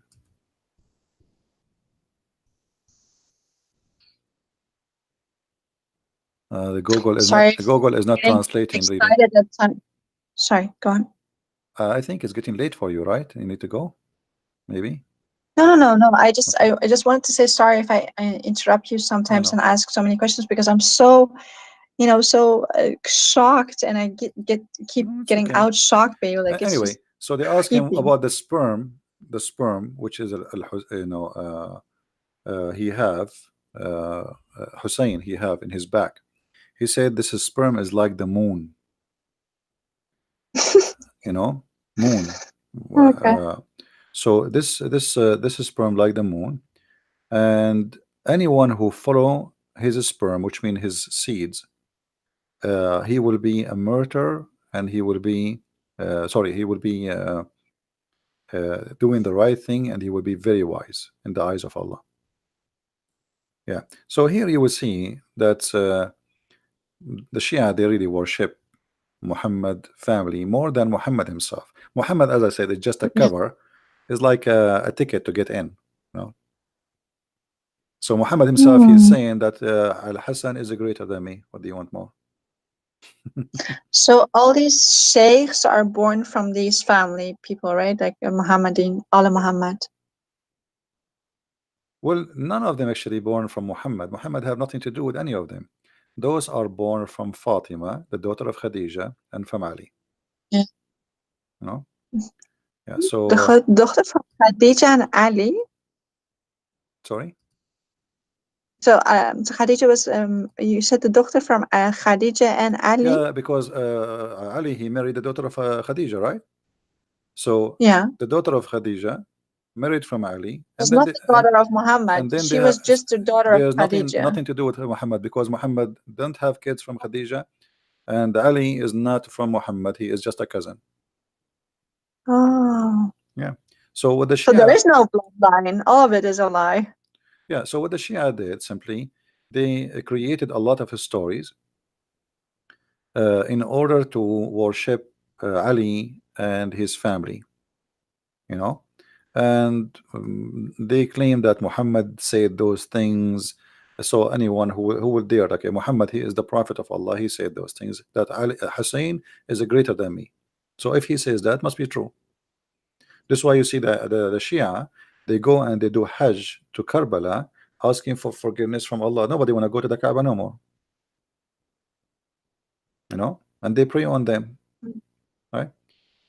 uh, and when Muhammad, he says Al Hussein, he is the lamp of guidance, and he is the boat of salvation. I mean, what is left? You know, Wow. he is the boat. So It's a way to, you do yeah. not need Muhammad, you do not need Islam, you do not need anyone. All what you need is Al Hussein. Yes. Wow. Yeah, and even Allah, He wrote the throne in the right side of His throne, that Al Hussein is the guidance, the lamp for all mankind, and he is the rescue ship. I mean, what is left? What is left for Muhammad? So, What is even left for Allah wow. Himself? Because it's not Allah who will save you; it is Hussein, Hmm. right? Well, I didn't know it was this bad. I thought they would deify him to the extent, but you're just saying that this they actually see as Hussein as some kind of a god. Because this whole Ashura what we have in Iran, they slap themselves, they paint themselves for him, and even his name brings tears to the most fanatic people. And he's seen as some kind of a person who gave up his own son. And look at the comparisons to Christ. He gave up his own son in a war. Uh, and he was totally innocent, and he did that because he's only in love. And so people now praise him as the Masum. He was killed as Masum. Yeah, And Masum, each year so which many mean he is a people, perfect. He's a perfect. He don't commit sin. He is a yeah. perfect person, which means he's God.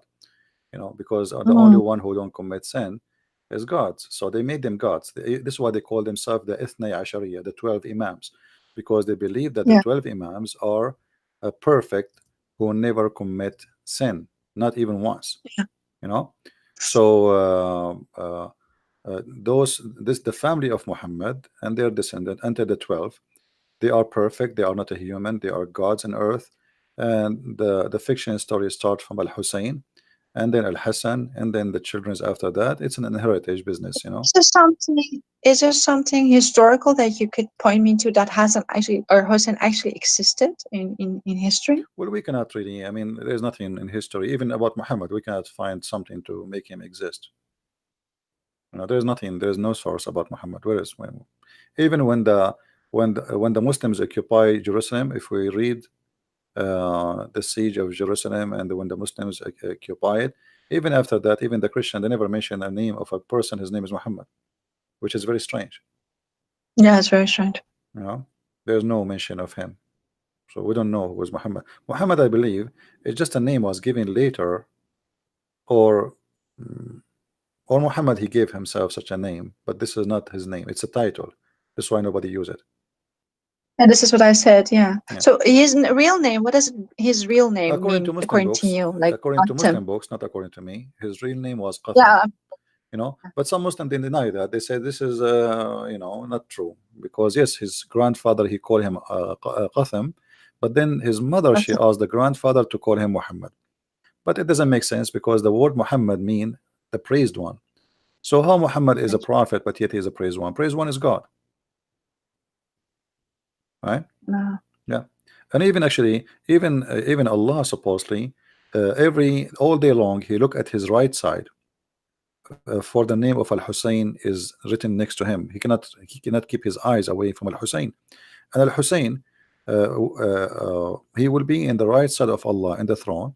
And each time a follower, which means Shia, he cry for him, Al Hussein will look at him, and he will ask, he will because he is close to Allah, so he will be forgiven. Uh, Mm. Uh, even some story says that he will be speaking from above the throne. Hussein himself is sitting in the throne of Allah. Wow. Yeah. So maybe some believe Some actually story. Hussein is actually the Muhammad in a different form. So what does Qatem mean in his like? Does it have bad? There is many Uh, meaning. It can be the sperm of the hyena. It can be the damaged milk. It can be many things. Sperm of the hyena? Yeah, yeah. It have many meaning. Uh, uh, there is a hadith. It says that Allah he gave him even the throne, which means Allah don't have a throne no more. But I'm trying to find Um, the reference. I so remember the sick. hadith very well, but I cannot find. Let us see.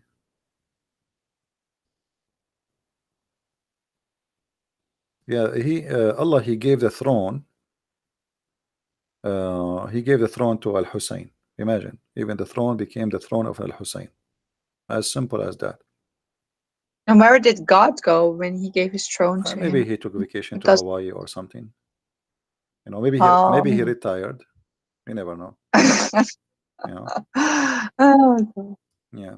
So there is endless stories, uh, and all of them obviously those people they make tons of stories about Muhammad and his family and Ali, and none of them make sense. And yet they say to us, you know, that you worship a man. Both of them, Shia and Sunni, they worship men. We don't worship men, we worship God. everything, stone, man, sex, they worship like they have a Kaaba filled with all sorts of gods. Black stone, kissing black stone, stones forgive your sin if you touch them, etc. So Islam is a collection of madness, and the more you learn about it, the more you get dizzy. You don't get knowledgeable, you get dizzy, because what is that? you know and the more you read about it, you find yourself like you know nothing yet, because it's stupid, it's endless, and they fabricate Yeah. tons of stories, and you do not know where is the real source, where is the truth, you know uh, But it also gives a lot of platform to new Muhammads, because now in Iran, what you have, because most Iranians, like a lot, not most, a lot of Iranians don't, accept this sort of stuff, and they go into these so like intellectualized pseudo prophets who come in the name of Muhammad, but because it's such a vague term, Muhammad, like the praise was Hamd, so they can claim all sorts of stuff and even sound, of course, naturally better than Muhammad, because they at least have some brains. But it's just fascinating how this sect is just, whatever culture that is filtered through, that it is just multiplying in such a different variation than what Orthodox Islam even is. It's just endless nonsense, braid all together. Try to make sense of it, but it doesn't make sense. Well, nothing in this religion makes sense anyway, and uh, the only way it makes sense for you if you decide to become a believer, and which means whatever they say to you, you accept. That's it. But does it make sense that all of those things given to this guy Al Hassan Al Hussein? Who are they? What they did? I mean, what what happened? And and why Allah did not make Al Hussein? He is the prophet. Why he chose Muhammad if Al Hussein is the greatest?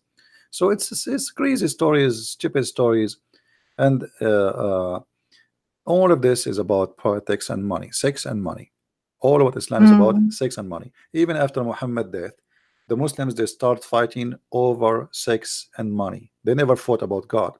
They are fighting over who want to take power, which means he will have more slaves for sex and more money Mm. and control. Have nothing to do with God. Muhammad himself, he have nothing to do with God. All what he want, pay me money, you live. Pay me. You don't even the Quran says you don't have to believe. All what you say, don't say we are believers, say we are Muslims. So Islam don't care if you are a believer or not. Islam care if you say I'm a Muslim or not. All what you need to do, Mm. just say Shahada, and then you're fine. That's it. No, yeah.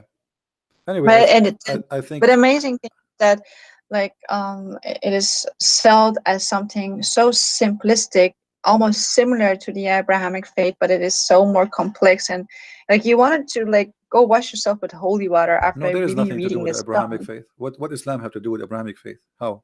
Where? Yeah, all right. This is actually my last question. So because I think maybe you want to, talk about this topic in your own manner, maybe more than I just gonna stop with this. But so what is this whole story about Ishmael being the source of Islam? Can you talk about that a little? No, Muhammad, he needed to make himself connected to Abraham, since he was trying to get close to the Jews. So, Mm-hmm. in order to be accepted as a prophet, then you have to come from Abraham. And then the Jews did not accept what he said, did not believe in what he said. Otherwise, okay, I want to ask the Muslims, who want to show me where in the Quran it says that Muhammad is from Ishmael? Any Muslim want to show me where it says in the Quran that Muhammad is from Ishmael? And here you notice right away how the Muslims they are in trouble, because this is the most important book. You see, the God of Islam mentioned that this guy is the son of this guy, the guy is son of guy. How come Muhammad did not say in his Quran that he is the son of Abraham too? If you go in the Quran, we will find the following: that Allah confirmed that the prophethood is from Isaac and Jacob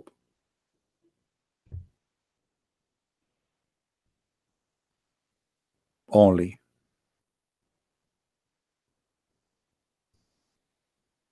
When Allah supposedly mentioned where the prophethood will come, it says, and we bestowed on him Isaac and Jacob, and we established the prophethood and the scriptures among his seed. So Mm-hmm. who is the seeds he's talking about? Jacob. So they believe the same thing then. They that as Christians believe that it came Yeah, from yeah, but you Isaac, see, not from Ishmael. this is what Islam, this is the deception of Islam, is to try to make you believe that we have the same thing. But Yeah. Muhammad, he used this just to fool you, to make you say, okay, you see, we believe in Jacob, we believe in Isaac, we believe in Mary, we believe in Isa, we believe in Musa. So what is wrong? Come on, we believe in the same God. No, this is just a deception of the devil to make you believe that he believe in the same as you believe. But if you look with me Mm-hmm. here carefully, the Quran in this point, it dropped the name in this verse, it dropped the name of Ishmael, but Ishmael is the eldest or the elder, right? Okay, Where so verse? Because I see shouldn't Jacob right and shouldn't Isaac, but I don't see shouldn't you Ishmael. start with Ishmael if you are counting his seeds? Oh, Ishmael is the older. okay. So if Allah here talking about Ishmael, about Muhammad, he will be from Ishmael, he should mention that. Secondly, if Allah is saying that from Ishmael will be prophet, well, this is the verse speaking where the prophet will come. We made in his seeds, and he mentioned Isaac and Jacob, the prophethood. That's it.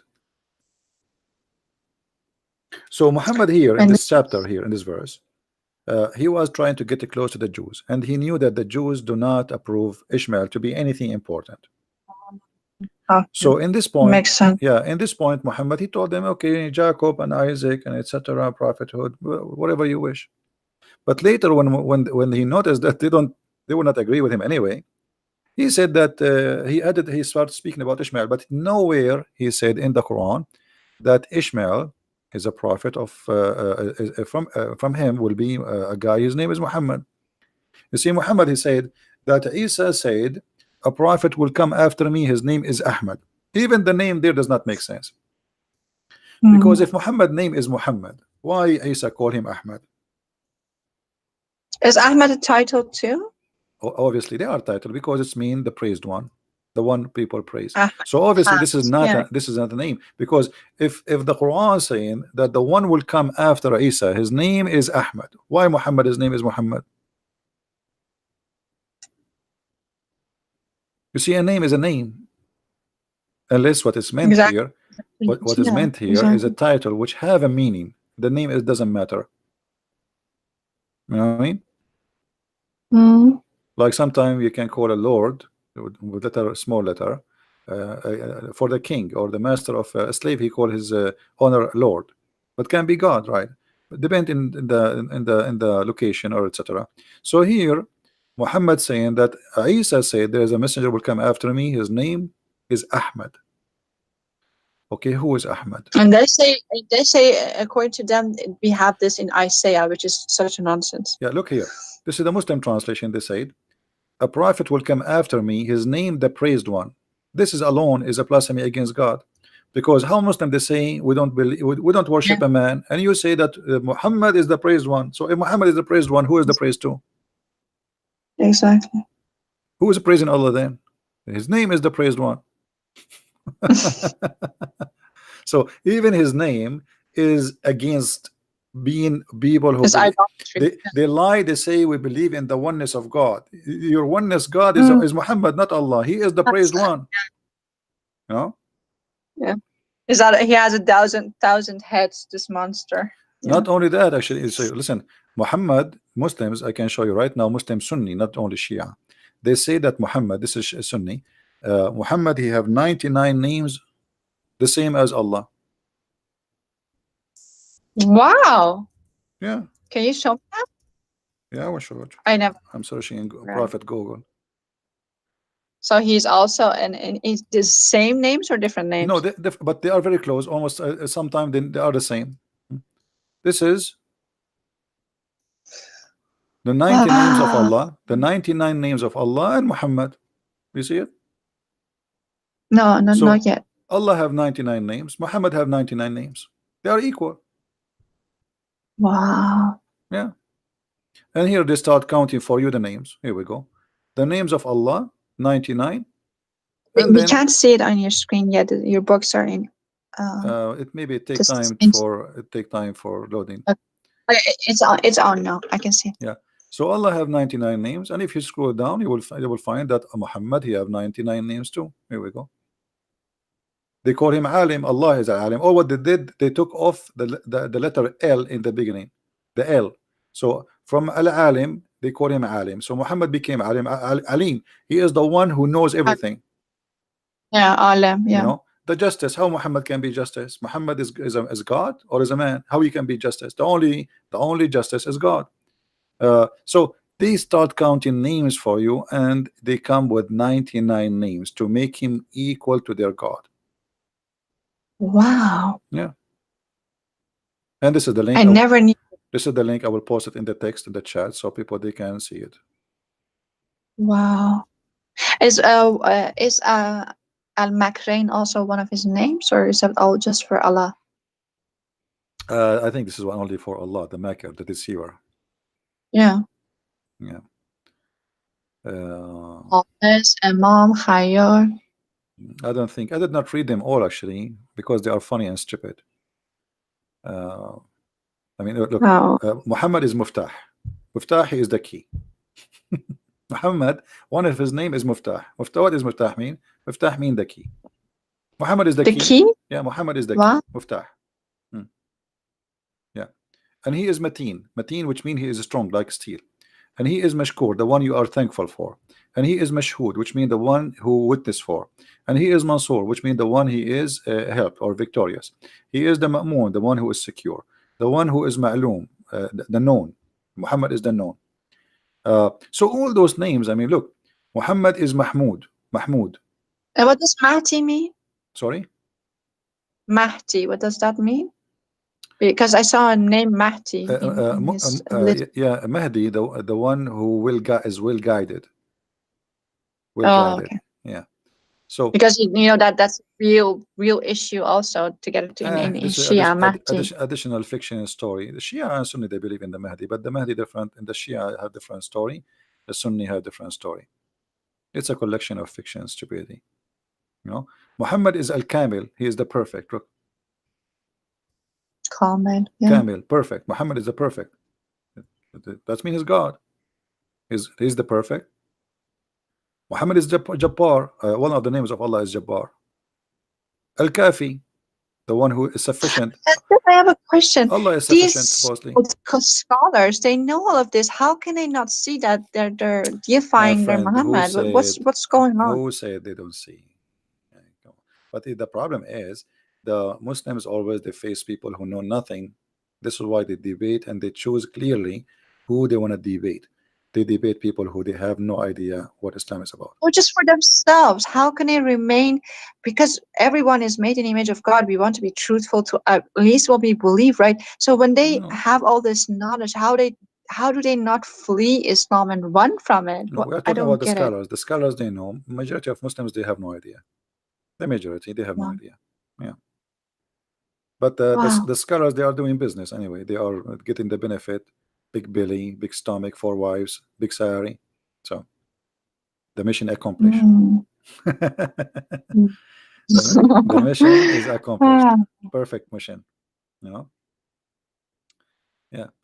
So as you see, and actually there's a hadith where it says that Allah he sent Jibril, and he said to him, if not you Muhammad, uh, nothing was created. Wow. Let us read together. Here we go. This is the hadith. Hadith lawlaka, and this is sunnah.org. So a Muslim cannot say this is false.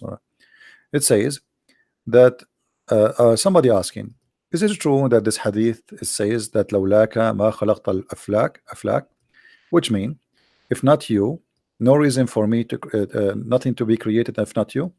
The answer, indeed, the Prophet of Allah pray on him and salute him, is the reason for a creation of Adam alayhi salam, which means peace on him, and the universe. If the Prophet of Allah pray on him and salute him, was not into existence, then the throne of Allah, the arsh, the chair, the kursi, the lawh, which means the tablet, and the qalam, which means the pen, the skies, the earth, the heaven, the hell, the trees, the stones, and all the creatures will not be exist. Do you see it? Wow. Yeah. Muhammad is God. Actually, based on this story, Allah himself is exist for the sake of Muhammad. I mean, what is the benefit of Allah? Just to create all those things for Muhammad, to make Muhammad happy. Allah is Allah himself is a servant for Muhammad to create things for him to make him happy. Genie in a bottle. That's so you see here, and they are giving you reference more and more. Like the Prophet of Allah, he said to him, when Adam made a mistake, he asked, oh Allah, I ask for your sake, for the sake of Muhammad, to forgive me. Allah, he looked at Adam and he says, what? How you recognize Muhammad when I have not yet created him?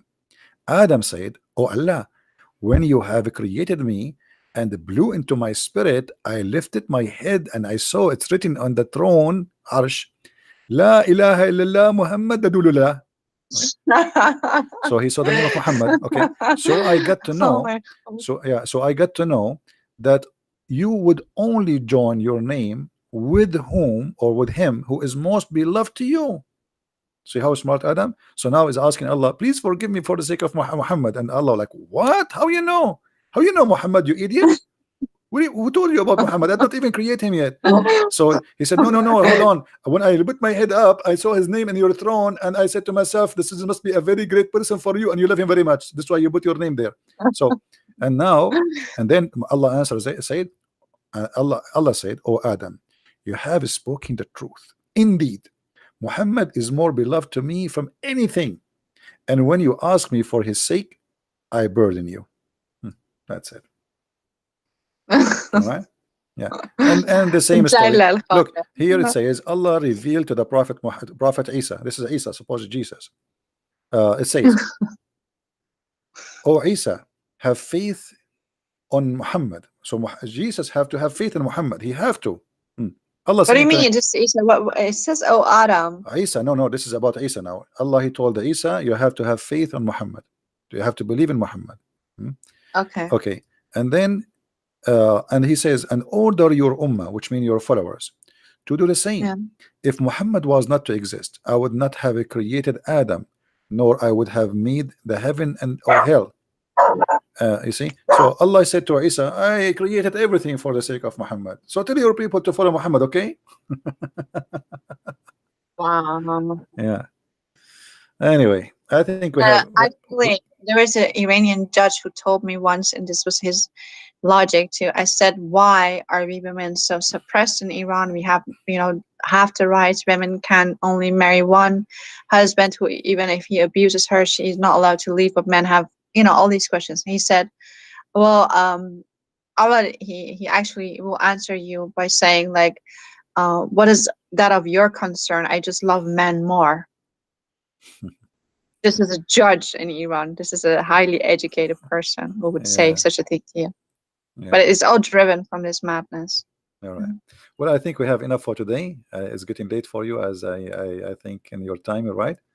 And your dog, maybe It, he it is. was mind blowing. Thank you so much for inviting me. Thank you so much for giving me a platform to ask all these questions, because these are the questions that I hear many of my Iranian followers ask, and I never knew, and they don't know, because never ever could they ask people about these stuff. They would be, it's not even allowed just in Islam to ask stuff like this. So thank you a lot. I don't know if you want to say something in. That's all. Well, thank you very much for being here, and you can invite your friends if they want to call us, and I will be happy to answer them For too. sure. All right. And also about this video, can you let it on so I can actually download? We'll Can I download it. Yeah, can I I will just leave it for translate? the coming a few hours. You can download it, please. Okay. All right. Thank you so You're much. welcome. God bless Take you care. Take care. God bless. and take care. Thank you. Okay. Bye bye. Bye bye. All right. As you see, this is Islam, and we have no sugar coating. And by the way, Iranian are the biggest converted church in USA. I never saw a convert from the Islamic cult in the size as Iranian. We have Abdul. Yes, Abdul. Assalamu alaikum, brother. Can you hear me? Wa alaikum assalam. Brother, please give me 1 second. I'll get my laptop here. Please, 1 second. So why I'll you show you call me if something. your laptop is not ready? Call me when your laptop is ready. Okay, give me 1 second. 1 second for a Muslim is 1 century. 1 second.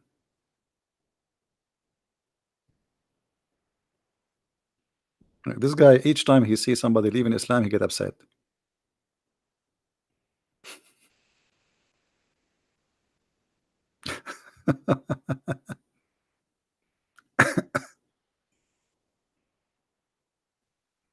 Yeah.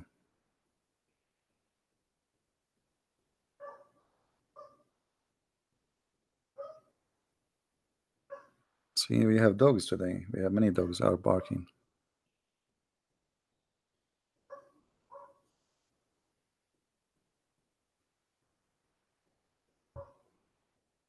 Well, the Muslims in the beginning they try to deny and to fight, but they cannot do that after a while, because they will see that we are not everything we say is we put it in the screen, right? Nothing, no fabrication, no addition, no fiction. We are just putting what is there in their books, what they can say. And remember, yet they will say he's lying. We are showing them in the screen. Everything we say, it's in the screen. And then they will say, liar. You are a liar.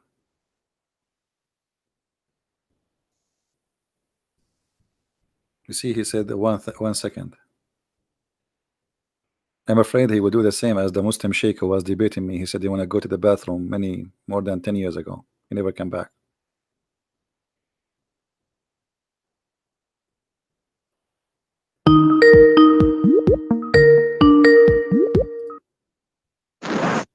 Yes, yes, Abdul. Brother. Drink My camel, brother, are you there? drink camel urine for your benefit, your health. I'm worried about you. You are coughing too much. No, you guys talked so long. Yeah, I was watching TV and said that I was eating some pitas, but and then you are I eating what? saw that she. You are eating I what? tried to quick as possible because I want to bring something up. Just like 5 minutes, man. If you give me just a few seconds, brother. Go ahead. Okay, so she was talking like, "Oh, Islam is so oppressive towards women." That's not true. Islam gave so much rights. The first woman, who opened the first university in the world, was created by a Muslim woman in Morocco. Really? Yes. First Me, university. a Muslim world, the whole Muslim world, the first university. And what you teach in the Muslim university? Say again? And what do you teach in a Muslim university? How to kill Christians and Jews? Well, you know why? Because Muhammad, peace be blessed be upon him, he said, okay, find knowledge from the grave to the creator. Okay, hold on. So, isn't it your prophet said that the one who lead them is if a woman she lead a nation, this nation is going to face a failure? Are women yes allowed or no? to, yes or no? Well, it's the statistics say otherwise, though. The statistics actually support this. I'm asking you, did your prophet says that people who allow a woman to lead them, they will be destroyed? Yes, but are you against this? Okay, well, hold on. You just said to me that a woman, the first university in the world, which is a big garbage, was created by a Muslim woman. But your prophet says women are stupid, and anyone who listen to them, he is stupid. And if people agree with them, they are stupid. So you are saying to me that you Muslims are a bunch of stupid because you didn't agree with your prophet who said women are stupid. So what do you say? Here we go. The hadith in front of you, and this is Sahih al-Bukhari. One sec, I'll open YouTube.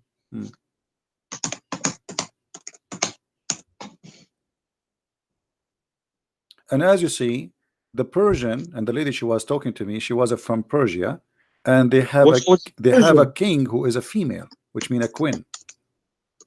Yeah. So you see what Islam did? Iran used to be ruled by a woman. Since Islam came, Iran ruled by idiots. So what you are saying to me is about Allah, he gave the women rights. Khadija herself, she was the boss of Muhammad. Since Muhammad he came and became a prophet, Khadija died, he took her money, he forced the women to wear a bag, a plastic bag made from black. So why you are lying to us? It says Islam gave the women, Islam gave the women the right to be beaten. Is it true that the Quran says you can beat them? No, brother. No, Islam. What? No, brother. I'm serious, brother. Islam I'm serious too. Isn't it the Quran says you can beat your wives? Yes or no? No, because you know why?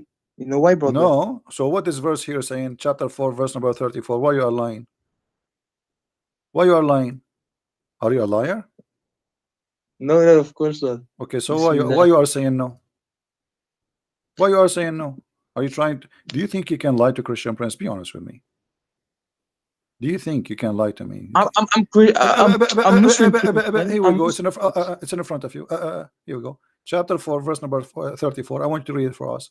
Does it say if a woman you fear that she is disobedient, you fear she did not even became disobedient, you beat them, you scourge them? Yes or no? Wait, wait, this 34? Yeah, 4:34. 4:34. Oh, 434, okay. Mm. Men are in charge of women because Allah have made the one of them to excel the other, Mm. and because they spend for the properties. So good women are obedient, guarding in secret. But you as a Christian, I Continue don't see reading, how you continue against it reading, because the Bible also says. continue reading. Don't stop. Continue reading. Okay, but okay. So good women are the obedient, guarding in secret that which Allah have guarded. Mm. As for those from who you fear rebellion, Mm. admonish them and banish them to beds apart, and scourge them. Then, Mm. if they obey What you, does scourge keep them them. mean? Huh? What scourge them mean? My English is not good. What does scourge them mean? Let me see 1 second. Mm. Are you searching Google now? No, no, I have a book, where the meanings of words are, man. Oh, okay. I'm gonna. Mm. A whip used as instrument of punishment. Huh? Mm. What scourge them mean? So your God Allah says scourge the women. So you say to me she open a university, she go home, she get beaten. So what she do go to school? She have pimples in her face and she have a balloon in her head from beating, and she open university. Why you are lying to us? Did you I'm not making fun of your mother, by the way. I'm just asking a question. Did your father No, you ever can do it, man. did your father give your mother once like a blue eye, like he punched her in No, the eye? never, never. Never. You'll get a beating for Man, that. that's mean your I father is a gotta go big disgusting as Muslim. a He is father, not a good man. Muslim. Your father is not a disgusting Muslim. Does that mean that your mother she was always obedience? That's why he did not beat her. No, but Well, the brother, Quran man, if says if you fear that they are going to be disobedient for you, what is the solution? Beat them. Obviously, your mother always she obey your father, his God, so she obey him, and this is why he did not beat her because he said he never gave her a blue eye. what do you mean by obey? Well, if you say to your wife, make some tea for me, and she did not go right away, you can beat the hell of her. If you say to your wife, take off your panty, I'm horny, and she refused to do so, you can beat her. Any reason, it's up to you. So, but so good woman. What's on? I'm not. It says obey. So anything you have to do with obedience, anything you say to her, she don't do, you beat her.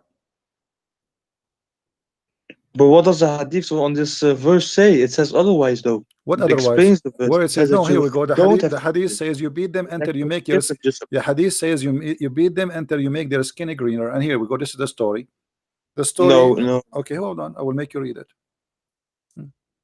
Uh, Here we go. Read with me. This is Aisha speaking. Hmm. I'm listening. Go ahead. I'm not going to talk. I will let you read. Read all the sentence. Huh? And I'm listening. Go ahead. brother, you have a beautiful voice, man. What I if you I have what? no? I have what? You have a good voice. You have a beautiful voice, man. My friend, I'm asking you about women beating. Are you flirting with me now? What my what my beautiful voice have No, to no, no. do? I mean, Muslim women they flirt with me. Even Muslim men they want to flirt me live on air. What do you have to do with my No, beautiful voice? astaghfirullah, la. So No, but I what have this some food have left in to my do what this have stomach. to do with my topic? Why you are saying to me you have a beautiful voice, man?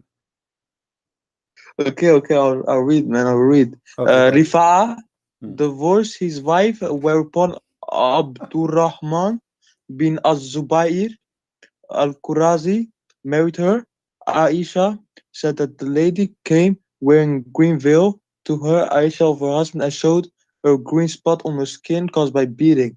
it was a habit of ladies to support each other. So when Allah's messenger came, Aisha said, I have not seen any woman suffering as much as a believing woman.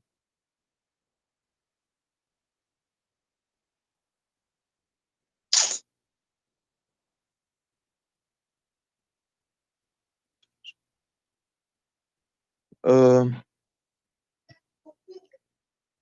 let me see, brother.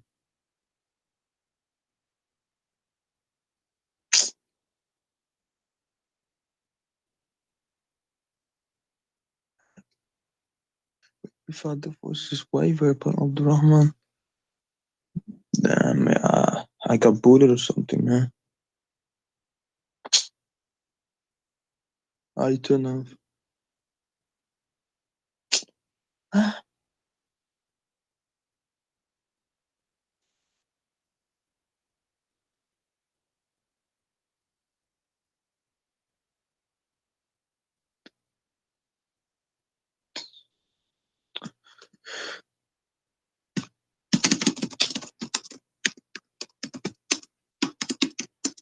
All right, I hear you. Oh, brother, are you there? So what Oh, do I you, thought you were. I so heard you something. so what do you say? Did the husband he beat her until her clothes, her skin became greener than her clothes?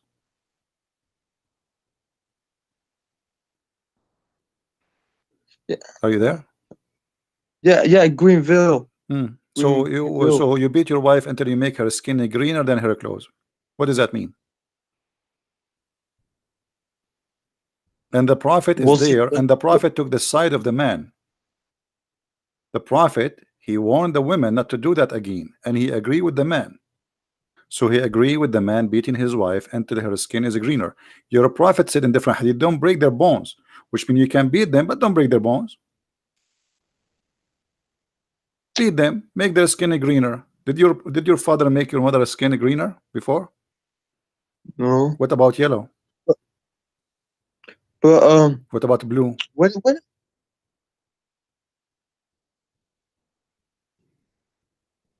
Hmm? brother, What? I can't. What's But wrong? the women, yeah, they used to get what's called the Arabs. They used to put women in sand. That's a lie. That's a lie. There's no Arab. Here we go. Tell me a story. Who is the Arab they would? How if the Arab they put their women in sand? That's mean there's no mothers, and will not be born because no women left. If we don't have women, where we will have babies from? We will download them from the internet. That's a big fat lie. No, no, but The verse about Al Mawuda, it's about the one who is killed. Supposedly, God will say to the one who was killed, "For what reason they killed you?" That's all. It's about a crime committed against an innocent person. Have nothing to do with females. Nowhere it says infant. It's a lie.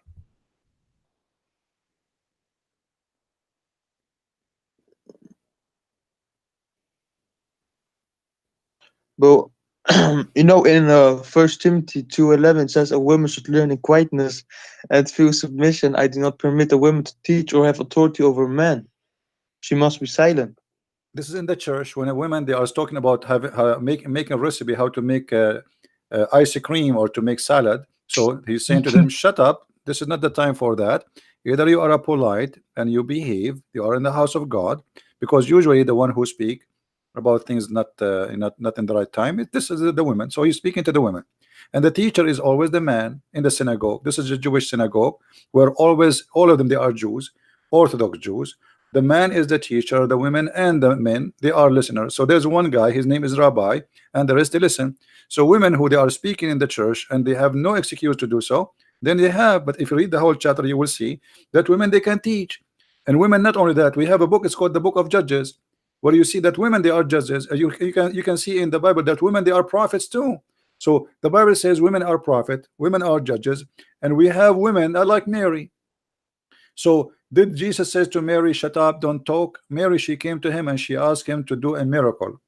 He says, "This is not my time." But even though yet he did what she asked him for. So you have a wrong understanding and try to fool yourself.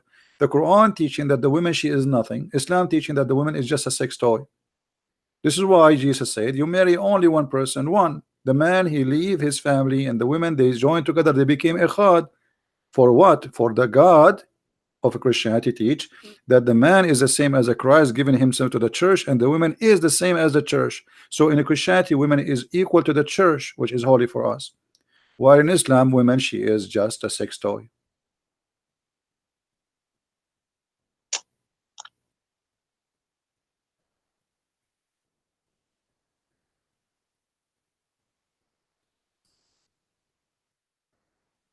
Hello? Did you decide to leave Islam or not yet? Could you scroll down on the screen Oh, okay. a bit? All right. There we go.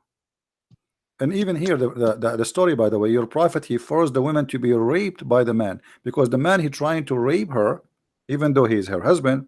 But you cannot force women into sex. No, in Islam you can. And the prophet said to her clearly, you have to taste his juice. Is that true that your prophet says to this woman that she have to taste his juice, and she have to taste, he have to taste her juice? Let me read, man. Hmm. I don't know.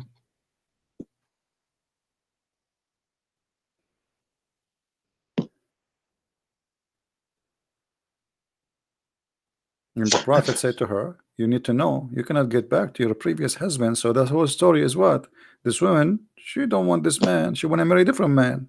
So Muslims are forcing a woman to have sex with the man she don't want him, and Muhammad take the side of the man who want to rape her. Read carefully. Muhammad said, not me.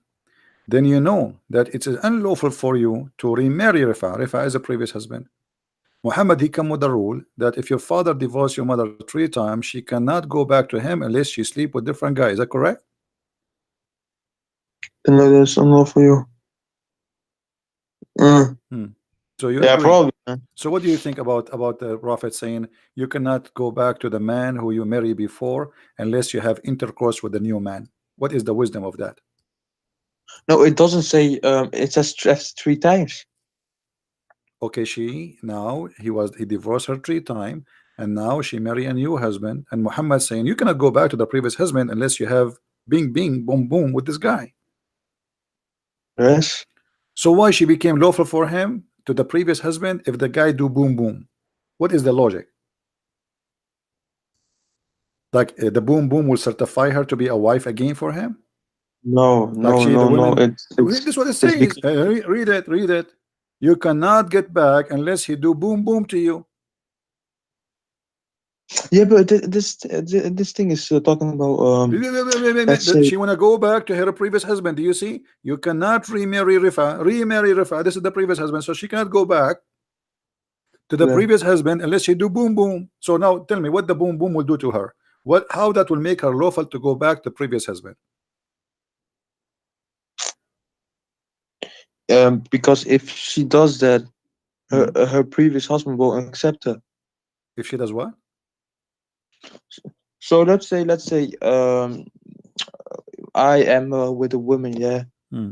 And who is And the then who is the woman? Who is then the we woman there? You divorce. are the woman, Okay. and she is the man, or who is the man? I'm Nah, confused. I'm the man. I'm the man. I don't know, because you say to me you have a beautiful voice, so I'm not No, sure no, now. no, no. I didn't say nothing, man. I Okay, you forget, did man. not say. I Okay, didn't say yeah. nothing. My ears was okay, no problem. Yeah, it was Jibril saying that. Okay. Okay. So are you saying No, the but Quran? Are you saying the Quran did not say that a woman, if she is divorced 3 times, she have to have sex with a new additional guy so she can go back to the previous guy? Are you denying? I think there's some righteousness in that, What and is I the can right? accept. Okay, so you divorce your wife 3 times, and now she have to go and take off her panty and go to my bedroom. I sleep with her. She can't go back to you. What is the righteousness about that? No, she doesn't have to do that. She have Only to. if Here we go. Your she prophet saying that. Read it, my friend. Read it. Read it.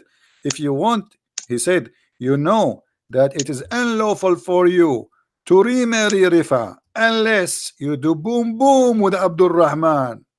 So what the boom boom of Abdul Rahman will do to this woman to make her lawful for her previous husband? Tell us. It's like a test. Testing what? Testing her vagina?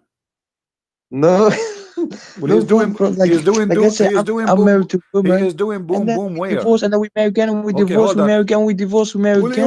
Then you it Muslims, it's just okay, chaos. It's chaos. if you It's not don't, good for the if family. Islam is against divorcing and remarrying, well, why you Muhammad allow you to divorce and marry as much as you wish? Still, this one will No, not prevent you, because still you can have her back. All what she need to do, she go sleep around again, and she come back to you. And now she became more of a whore because she's sleeping around in order to come back to you. So you made her a whore, so everybody can jump on her. What is the wisdom? You made her sleep with other guys so she can go to the previous guy.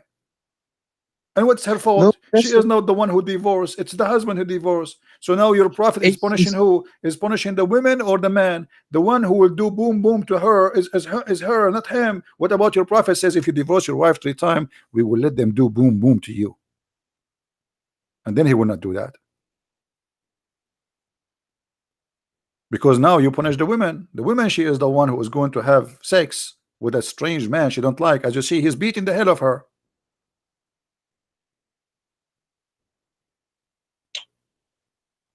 yeah. Hmm. What? But it's like What? if they marry and divorce 3 times, it's Hmm. just chaotic, man. It's not good for the family. And then it's the best to It's just not. divorce Is and it good away for a from each family other. to allow a man to marry many women and divorce him 3 times? Why your prophet allow you to divorce him three times? Why he allow it? And now You should the be man who divorced constant. 3 times, she go, she marry new husband, she go back to him, he divorce her again and again and again. So go, she sleep with other man, she come back to him, he divorce this. So your religion did not stop divorce. Your religion increasing the divorce, encouraging divorce. No, but it's like a test for the man. Test for what? The Because, man, he have nothing. He's doing nothing. He just get a woman in his bed. Okay, divorce. You go sleep around and come back to me after 2 months. What test? well, if the And man, let me yeah, is ask gonna you, why marry. your prophet said that she have to taste his juice? What kind of a prophet he said to a woman, you have to taste his juice? What is juice? That shit ain't oral, man. That shit ain't oral. It's just like meaning intercourse. So in Islam, when you do intercourse, you taste the juice. What do you mean by that, man? No, it's not like in the Don't tell mouth, you me, know. don't ask me. Ask your prophet. I'm asking you. Here we go. Your prophet, he says you have to taste his juice, his sweet juice, and you have to taste his sweet juice. What juice we're talking about? They know. Hmm. Uh, I know how to explain. Huh? How old are you? Say again? What do you mean you don't know? It's obviously he's talking about tasting the sperm. No, but look, if you're gonna Okay, marry what three about we times and go? then divorce three times, What about we go? What about we go to the dictionary? Here we go. The word here is hey man, asila. whenever I explain, You you see, talk over the me, word man. here is usayla, usayla. Huh? So if we go to the dictionary right now, what we will find? What this word mean? Usaylatuha wa asilatahu, usaylatahu. What does that word mean? Does it mean sperm? Orgasm? Yes. So your prophet saying you have to test his orgasm? Why? You tell me. You just said yes, not me. So why your prophet saying you have to test his orgasm? How she can be No, why? lawful? Why? How she can be lawful if she swallow his orgasm?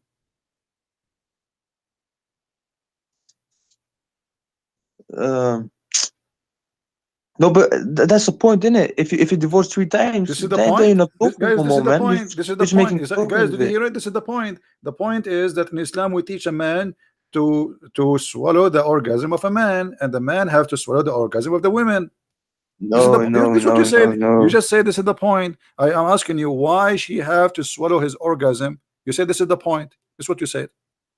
Because a man isn't gonna marry her when she went to with another man, and then did that stuff, What does she is and his then wife now? She it's is his enough. wife. She, in order to come back to the previous husband, she have to test the sperm of the new husband. Why? But most men aren't gonna accept her. Uh, like It the doesn't few matter ones who what are gonna man accept accept her her. are You actually Muslims, you fools. marry anything. Most men. Even a goat walking down street, you would take her. What are you talking about? I'm asking you Say here. again? Muslims, you marry anything, anything, anything. Any woman she offer herself, you take her, especially if she have money. Don't give me now, school me. Now, here it says, you cannot remarry the previous husband unless you taste this guy juice. What that will do? She have intercourse with him, and now We like women. she Yeah. have to test his orgasm. Why? Um. Hmm. Well, so here's the point. If you marry and divorce 3 times, right? Hmm. It's like chaotic, man. It's not good for a family, and then it's just time to go. You gotta find someone else But because it's why not he working with need to you. taste her juice? What is that? I'm not asking you time to go. What time to go? You made the woman as a hooker. Today she is here, tomorrow she is there. This is what Islam is about. There's no marriage. This is why we keep saying in Islam they don't believe in marriage, they believe in a contract. It's a sexual contract. And now Muhammad put in now the rules of the sexual contract. You have to taste the juice. Because if you don't give him taste the juice, that's mean he did not have fun. Is that correct? Hmm. Hmm. You agree? Yeah, yeah. Mm-hmm. Yeah, yeah. Yeah, yo. So, No, okay, my friend, thank you very much for calling. thank you, brother. Oh boy.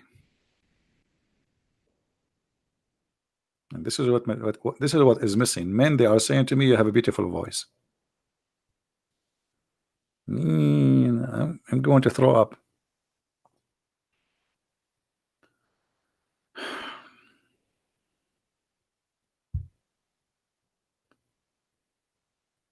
What a cult. What a cult. Anyway, guys, I don't know. How many of you here is first time? How many of you are first time here? If you are first time, I advise you to leave and not to come back because you will be addicted.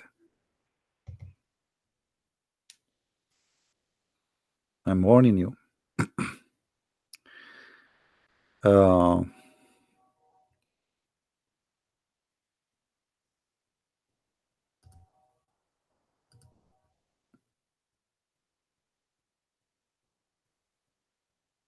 okay. So, don't forget, please, to subscribe. And if you already subscribed, don't forget to unsubscribe.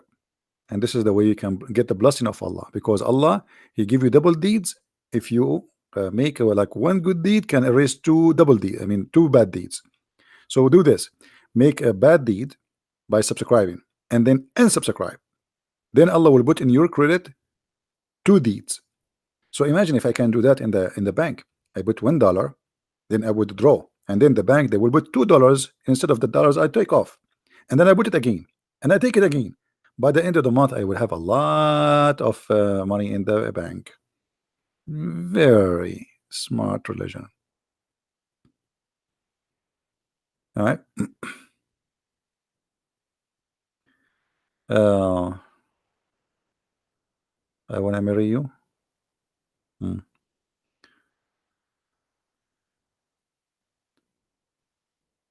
So don't forget to subscribe, and the video will not stay long for an hour channel. So if you like what we do, please really subscribe. You are welcome. And feel free to download my videos. They are for free for everybody. I don't care really. Actually, I encourage you to download them, put them in your channel. I'm not like others who get angry if people download his videos. The point is to spread the truth, and the truth will set you free. Uh, and let us be serious in the chat, please. Show respect. Always here, we notice that the Muslims, when they speak to us, how much they are confused and how much they are into or fabricated stories. So, brother, the first university in the world was made by a Moroccan woman. True story, brother. She opened university and she is wearing the burqa, and she was beaten at home, and her husband called her half brain. Yeah, there's a lot of things you see in the media trying to fool you. You see, the Middle East, the reason the Middle East is beyond the cave time because women is held inside bags, not burqa. This is a bag because she is buried alive. Women is the half of the society. So you don't allow them to go to school. You don't allow them to take an education. You don't allow them to be smart. The point, by the way, they don't want the women to be smarter than them, because the man, he want to be in control. If she is smart, she will be smart. She will question. She will ask. She will know, and that's not good. How the man can be in control? If we open university where people they can learn the real knowledge, then how a fool he call himself imam, he can claim to be a knowledgeable person, because everybody there will laugh at him. So in order to keep them under control, we say to them, the only knowledge we need is about Allah and Islam, brother. All other knowledge is not needed.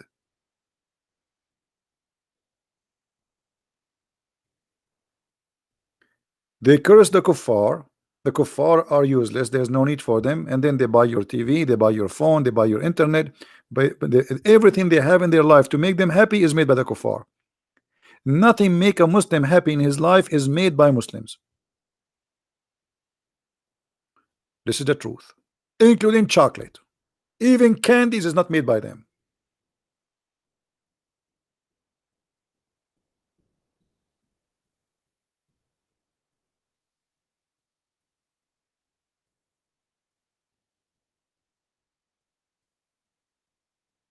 There is a Muslim from who live in England. The stupid English people, they give him citizenship. He stand next to a bunch of cows. Let me see if I can find the video. I don't know if it's flagged. Let me see. So in his video he was saying, brother Thithar, look at those cows. Those cows are more useful than the infidel, the kuffar.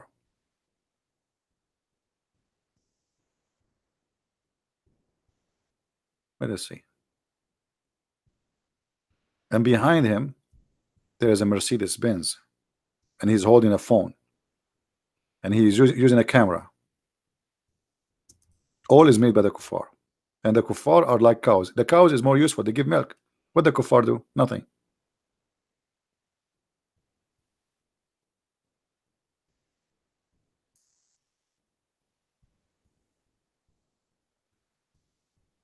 I will try to find the video.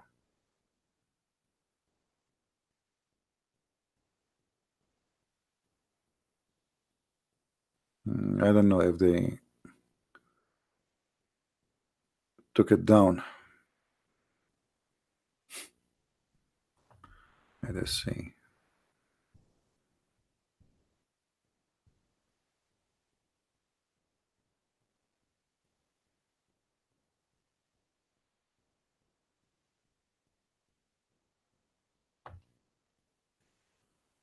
Yeah, I cannot find it. Maybe they took it down. But anyway, this is their idea that they are the best of mankind, and their prophets say to them that Muslims are the best of mankind. This is why they have authority to enslave you. Islam is totally different from what you hear from politically correct media forms. Absolutely, they teach you nothing but false news. That is the truth about Islam. This is their books, and this is their prophet, and this is their Quran. The best of mankind is those Muslims, chapter 3, verse number 110. Okay, what is the best about them? Is the one who bring who? Mankind, with the chains around their necks till they embrace Islam. You will never see that in your CNN TV. You will see that a program says ISIS is not Islam. You will see someone like James White who claimed that he is a person, a Christian who defend Christianity, but the fact is not. He says ISIS is not Islam, and whoever says ISIS defends Islam is lying.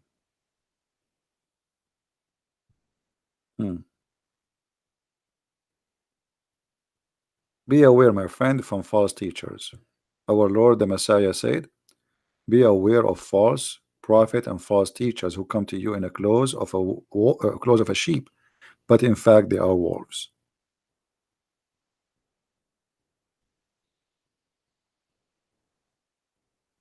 Be aware. And here we say things as it is, with no makeup. No makeup. Which is one more worse? Both of them, they are. It is one coin have two faces. So if you ever thought that the Shia is better than the Sunni, you are mistaken. Shia actually more dangerous because they play nice. They are very good actors until they are the upper hand, and then you will see what they will do to you.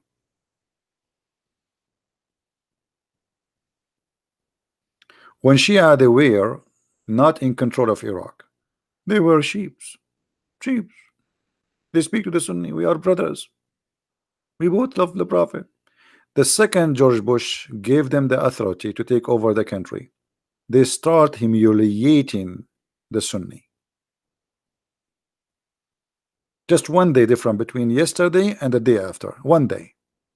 The Shia, who was humiliated for 1,000 years, it is their turn to humiliate the Sunni. So both of them are the same. So when I am stronger, I will humiliate everybody. When I am weak, I am a sheep.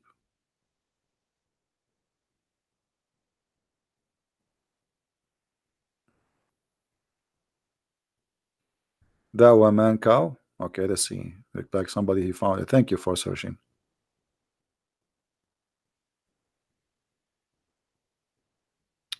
Dawa man cow. Yeah, I saw the video. Actually, I was going to make a video about it, but you know, YouTube will. Yeah, here we go. This is the video of this guy was speaking about that we are like cows. You should download this video, actually, all of you. He was talking about the cows, that cows are better than us. And look, he have a Mercedes Benz. He's driving Mercedes Benz. And he is saying, what the benefit of the kuffar? Like Mercedes Benz is made by the Muslim, by the way. Look at the cows. They are better than the kuffar. Actually, let me download it.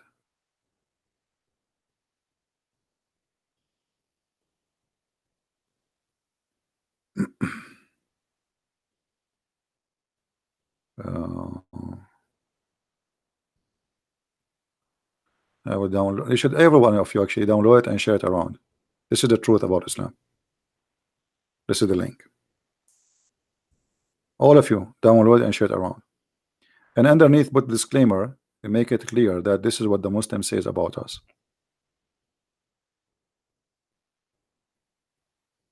No, they are not stupid. The stupid is the one who gave them citizenship. This is what he believes. The stupid is the country who gave him citizenship and let him live there, and he hate us, and he is saying that's, you know, when you teach such a teaching, what does that mean? Go and kill them like cows. He is not the stupid. The stupid is the country, the government, the people who gave them citizenship. They are doing what they believe. And actually, this man is more truthful from other Muslims. He is saying what he believes.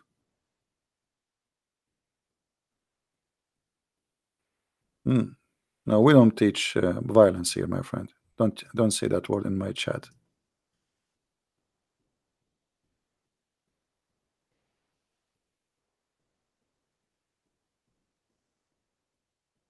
Stupidity is the reason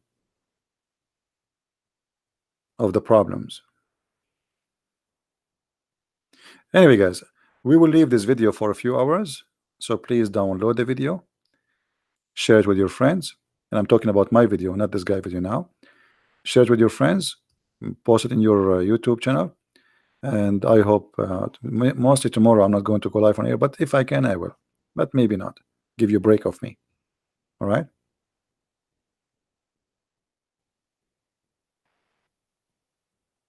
Mahdi, Saddam, he killed many Shia after the USA armed them. Before, the Shia never dared to open their mouth. Give me a break. Saddam, he started that because the war is two-part. George Bush the father and George Bush the son. So give me a break, Abdul. You Shia never open your mouth, never dare to open your mouth all your life during Saddam Hussein until George Bush the father come. And then when he became weak in certain areas, and the American, they armed you. Even the war now, which happened in Iraq, the Shia, they came and they kissed the shoes of George Bush to go and free them from the dictator Saddam Hussein. And a day after he free you, you ask the American to leave. This is what the Shia do. They play taqiyya. All right. Anyway, guys, I think we have enough for today. Thank you very much for being here. May the Lord bless you. And until we see you soon again, Christ is Lord, Islam is false. And take care. Bye bye.